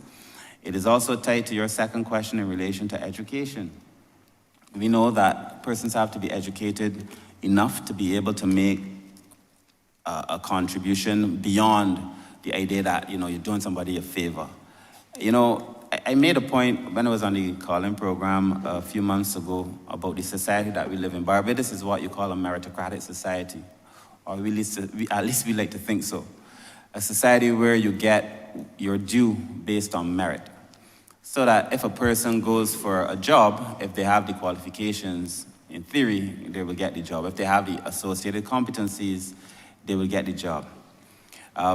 We've seen that is not always the case. And certainly, if you're not producing persons with disabilities because of the flaws in the system, not the flaws in the person, the flaws in the system, because our overall system was flawed. And this is nothing to do with now, this has been the case for generations. If we do not fix the system, then you're going to produce people who, when they go for the interviews, the employer will say, well, they don't have the skills, they don't have the competencies. But if you think about it, persons with disabilities have difficulty traditionally getting a bus to go places. Transportation is a challenge. They've made it very clear. You may be able to get a bus going, difficult to get a bus back. That is why the ministry we brought 2 vehicles. We're hoping to have another 2 vehicles brought on during the course of this year to be able to help transport persons. But if persons can't get to school, if they can't get to the job, then obviously they're not going to be able to work. So there are these associated challenges that we have to be able to fix. We have to level the playing field. And that is why I think education is going to be important. The early testing, the persons who work alongside persons with disabilities. And as you know, Honorable Member, the biggest challenge I think that we saw, it wasn't even physical disabilities, which is not to say that has not been difficult. Because I recall if one of my advocates were to speak, if either of them were to speak, and perhaps would allow them to do so, they would tell you about the challenges in school. Janelle, she gave a speech very recently, a lecture, and spoke about being a person at a secondary school, an older secondary school in Barbados, visually impaired or blind, and the challenges that she faced as a student. And so I know that these things are real. There's some things that we have to be able to fix. I believe it is going to be critical that we fix these things. Sir, I am thankful that the Minister of Education has already made it her business, though, to get down to do some of this work. It is not an overnight thing. And I'm happy that the ministry had those meetings with us. The ministry has been working assiduously to rectify some of these things, sir. But oftentimes the bigger challenge I find is for persons with autism.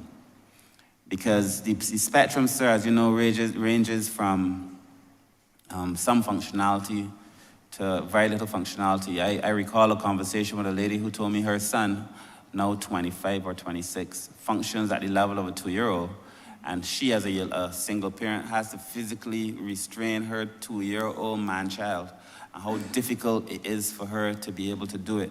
Now, I recognize that would be a difficult proposition for a school.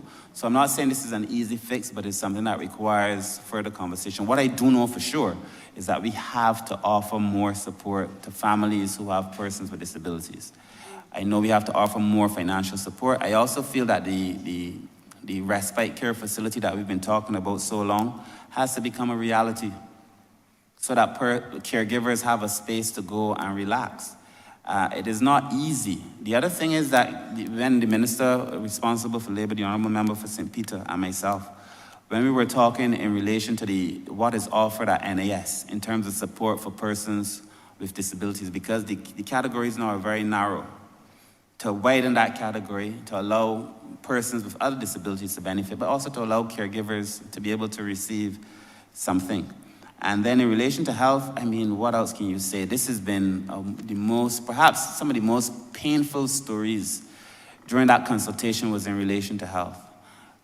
What it costs to go to a dentist for a person who is able-bodied.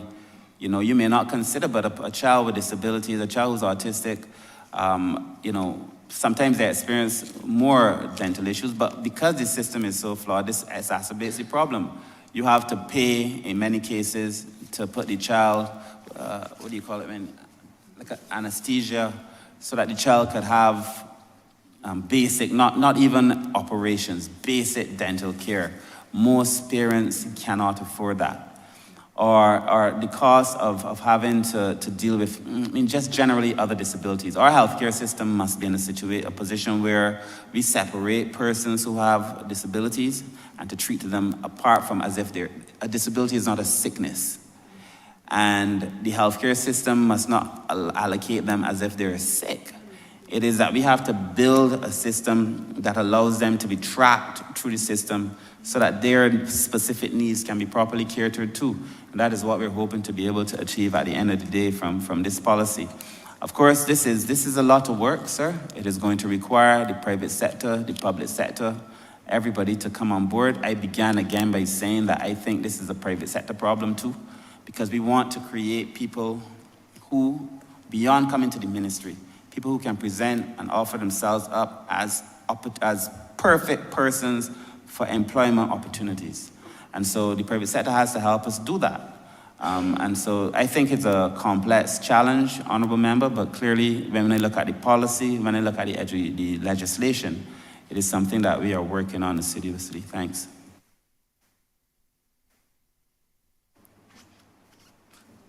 Honorable Chairman, I just wish to wrap up by commending Honorable Minister and his team for their responses and to continue to wish them the best in their endeavors, not only as in relation to persons with disabilities, but to our people on the whole. And on a personal note to say, sir, that in my 30 years this year of serving in public positions, sir, I've never had more satisfaction and joy than I've had in the last 2 years working with this ministry on this issue. And the top management of this ministry are doing a tremendous job and service to this country. And again, to commend my fellow committee members on what they have joined together to produce. Thank you, sir. Thank you, Honorable Member. Honorable Member for St. Philip North. Thank you, Mr. Chair. First of all, I want to congratulate the ministry. I'm almost jealous not being able to sit behind you, Honorable Member. I applaud the work that you have been doing over the last, 2 years? I have visibly witnessed the elder care individuals in my community every day on a daily basis, and I recognize the need for it. I want to say, and I hope to be able to visit at some point, the work that you did in the Lancaster House and the Vauxhall facility. I beg your permission to be able to visit as soon as I can. The questions I have today, well, I'll start with one and see if more developed. I was very interested in the 1,000 Family Program, which was quite ably presented. Thank you very much for that. And I recognize the incorporation of education and finding jobs and all the other things that are incorporated into making this program successful. And that led me to be thinking, I think last year and possibly year before, I brought up the issue of having to call several different departments for one thing, basically. And what came out of that, not necessarily by me, is the amalgamation or the proposed amalgamation of your ministry. And I'm interested in that and how far it has gone and where are we with respect to that. I will ask the Permanent Secretary, Mr. Wiltshire. Good afternoon. J. Hugh Wiltshire, Permanent Secretary, Ministry of People Empowerment and Elder Affairs. Thank you for that question. It certainly provides me with an opportunity to indicate where we are with the amalgamation of the 4 social service entities: the National Disabilities Unit, the Child Care Board, the National Assistance Board, and the Welfare Department. As the Minister would have indicated earlier, this process has been in train for a long time. We have made significant progress, and within the next few months, we will be in a position to launch this new entity. Now, we have been speaking a lot today in relation to 3 fundamental words where the work of the ministry is concerned. And those words are dignity, empowerment, and transformation. And in the Barbados in the 21st century simply cannot have a situation where you have 4 entities offering similar services in terms of the National Disabilities Unit in relation to persons with disabilities, welfare, which provides a social safety net, the National Assistance Board in terms of the elderly, and the Child Care Board in terms of child care and protection. So this new entity is based really essentially on a philosophy where we are going to be focusing on a functional organization that emphasizes a one-stop approach as distinct from the disjointed approach now where we have 4 entities offering similar services. And the one-stop approach is really an approach where all of the services are going to be essentially under one roof, or you can have all of these services in one central location. Also, the approach is also based on the decentralization of services where you are meeting people essentially where they are. And in that regard, we'll be having a number of satellite offices or community-based offices through the island where, and these satellite offices will be chosen or have been chosen on the basis of geospatial mapping with a view to ensuring that the offices are essentially located in places where the clients will be able to access these offices very easily. We are going to be starting the process with at least 9 offices in terms of the first phase. And the process is also going to be based on the establishment of a new management information system. Because to access these services, you have to be in a position to have data. Unfortunately, the situation that we have now, where we have 4 separate entities, you're going to be having a new management information system, which is essentially a central repository of information, where the clients would be able, at the click of a button, be able to access the services that are going to be provided by the new entity. So take, for example, I would put that in practical terms. The social work goes out into the community. The social worker goes with a tablet. In that person's house, the social worker would be able to assist the client in making an application. And let's say that social worker has visited that house. The social worker does the assessment, and the assessment is not going to be based on the situation where you focus on the individual or on the actual household, but you'll be actually focusing on the family. So if the social worker goes into that house and she realizes that there is a person with a disability who needs assistance, that social worker will be able to relay that information in real time to the unit in the new entity that focuses on persons with disabilities. Let's assume they find an elderly person there who needs assistance, that social worker there will be able to, in real time, refer that particular matter to the unit in the entity that focuses attention on the elderly, as well as if there are issues in relation to children, that social worker will be able to relay that particular issue to the unit in the new entity that focuses on children. So the new entity that we are establishing, as I said, brings all the services in one central entity. And we have, last year we were awarded a contract to the University of the West Indies, the KFS School of Business, to undertake a comprehensive job analysis and job evaluation of the new structure that will be required to carry out, to undertake the services that we need to undertake. So what the new entity is going to be based on a simplified structure based on 4 new directorates. And one directorate will be social care delivery, and in that directorate, that will cover the areas of the elderly, persons with disabilities, rehabilitation, and child care. And those are specialized services that will be undertaken in that directorate. We will have another directorate, family social care and support, and in that directorate, most of the services will be undertaken in the satellite offices.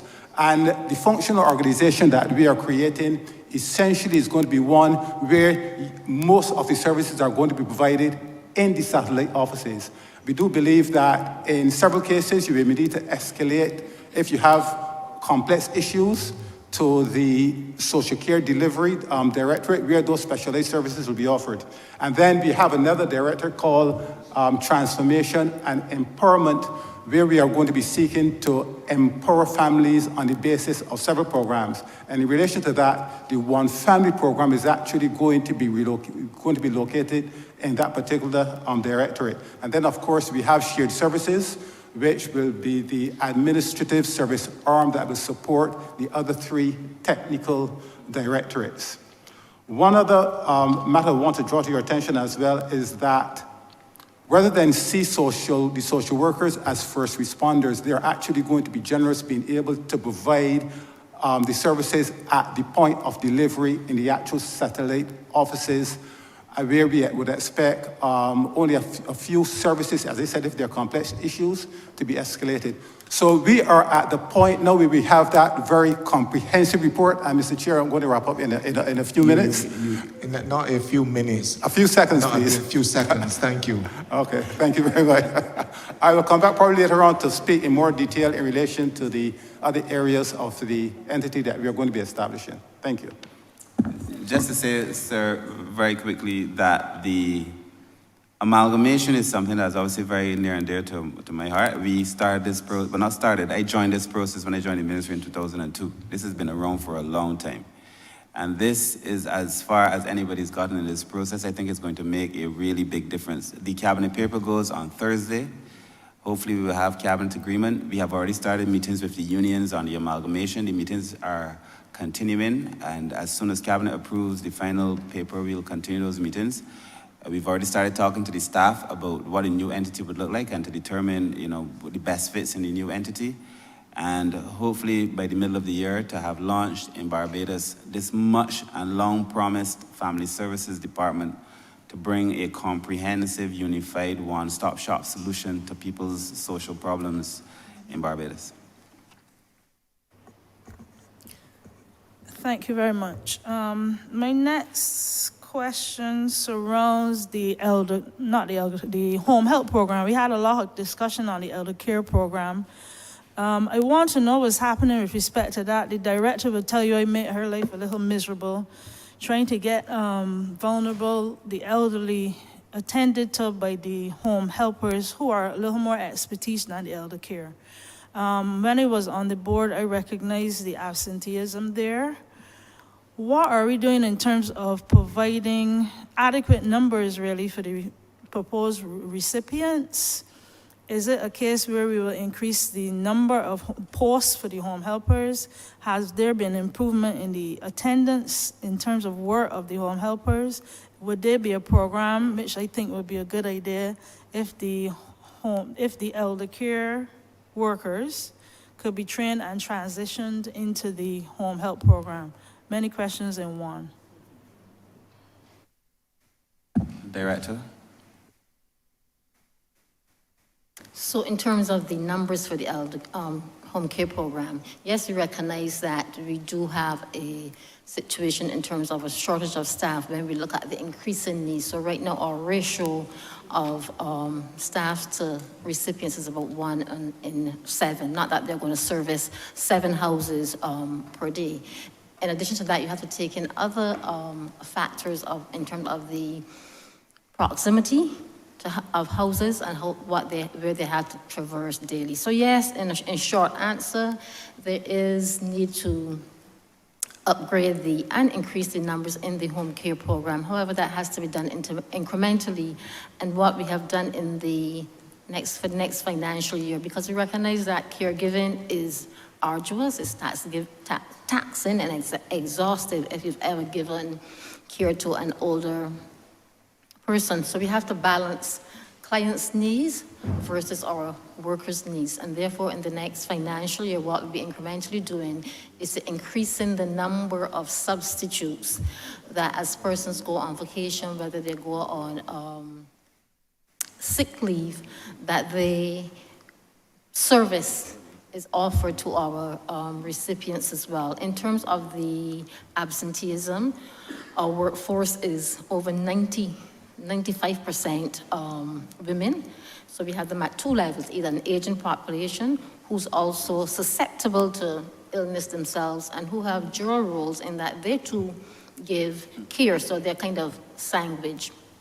So in our training, we will be giving lots of emphasis on the whole concept of self-care and how do we as an organization not only look after our beneficiaries, but look after our workers, showing them that they are valued and that what they do is not just a task, but that they contribute to the overall vision and the goals of the organization. So yes, in short measure, we'll begin with the whole substitutes so that we do not overburden our human resources. Yes, honorable member, that is such a good question because, first of all, we have an aging society. Even at the best of times with the staff complement that we have, we would have been challenged. The fact is that every day, Barbados did very well at extending life. And I don't think we did as well as in planning for the consequences of that extension. And therefore, now we have a population that is aged. We have a workforce that is aged. When I joined the Child Care Board in 2002, I remember a certain Miss Miller, permit me, sir, who told me that I hadn't yet lost my mother's features and she was working longer than me. And that was a conversation that was repeated throughout Child Care Board. There were just women who'd been working there for a long time in the social services sector. A lot of the staff having, I don't want to call you Colleen, Ms. Walcott, would tell you that a lot of her staff is, they've been working 25 years, 30 years throughout the social service sector. So we have an aging staff. And the consequences of that are the same for any aging situation. More sick days, people genuinely get sick, the issues associated with aging. We have to train more persons in elder care. I think there's been a lot of that happening now. There used to be a program, I know community college is doing it, there used to be a program being put on by somebody else. There are a few persons who want to do it, but I think they need to check with National Assistance Board to make sure that when they finish training persons, they have the competency. This is not a joke. You have to have the competencies to come and deal with an aging population. So there's going to be a need to bring on more persons, certainly. I also think we will benefit, though, from economies of scale when we merge the departments together in terms of allocation of social workers, mostly, not so much the home helpers, so that you'd have access to a wider pool But I would encourage persons now to go and do the necessary training. Lots of persons want to do the work, but they don't have the skills, you see. People want to come on in the elder care program, but even the elder care program, I was saying recently, the ones who we have on have to be trained, and I feel persons who are coming on either need to come trained or be prepared to train as soon as they come. This is not a joke. And we are taking care of persons who have made such a tremendous contribution to Barbados. You would have seen as chair of National Assistance Board, and I think you did an excellent job. You would have seen as chair that this situation is so complicated, you know. You would have seen that some of the problems that we are dealing with are family problems. A mother or a father who's in need of care, but the son don't speak to the daughter accuses the son of abuse. These family dynamics are so complicated. And it requires that our staff have to have the capacity to be able to respond to these emerging challenges. I am satisfied, though, with what I've seen at National Assistance Board. I said to the PS recently, all of the departments in the ministry have really lifted their game, but National Assistance Board has been exemplary in relation to the way they've gone about doing their business. So I take your point. We do need to have more staff, and you know, I just said as I began, 1 in every 5 Barbadians right now, 1 in every 5 Barbadians is over 65. 1 in every 4 is over 60. So we know we have a problem.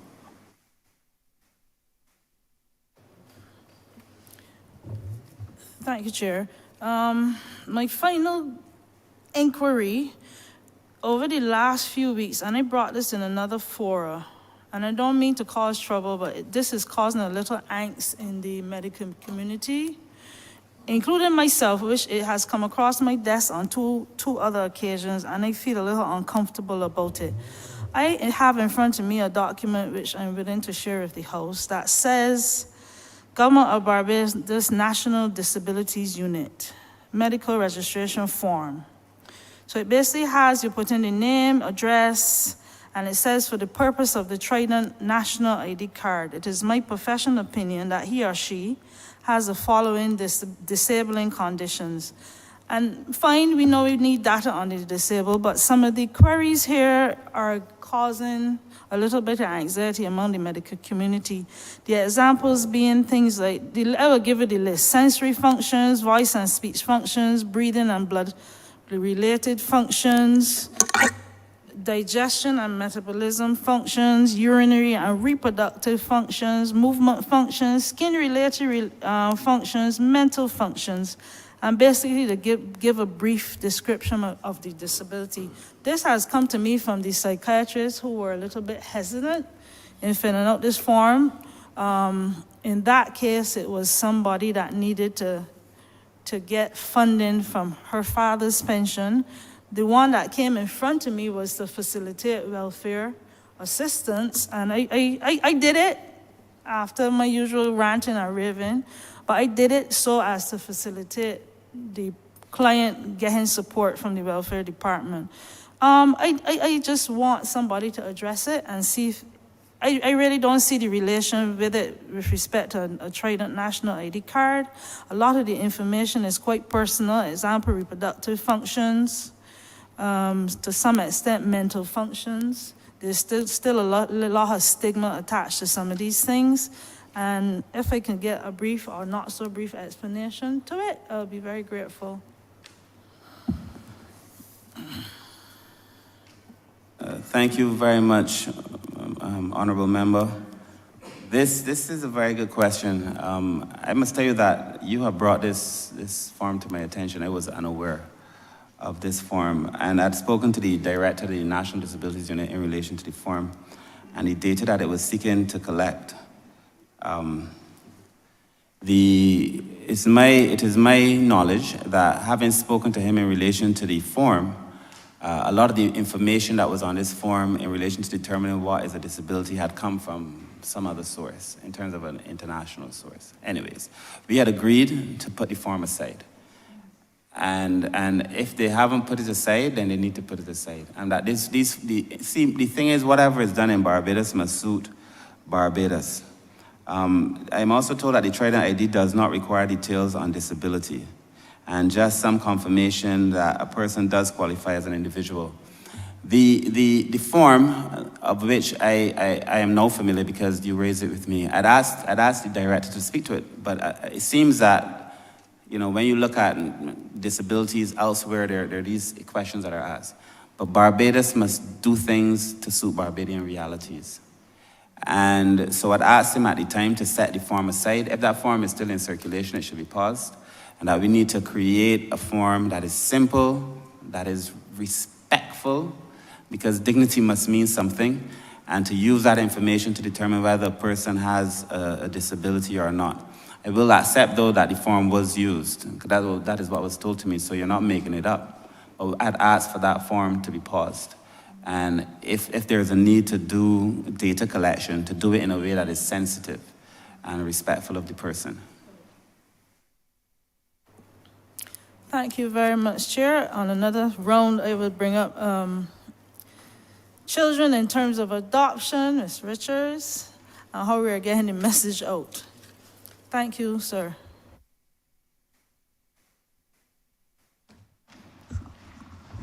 Mr. Chairman, I beg to move that you do now report progress to His Honor the Speaker and beg leave to sit again.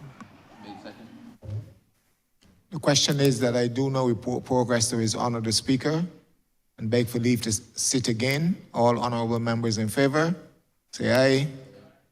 Honorable members against, you know. Methinks the ayes have it.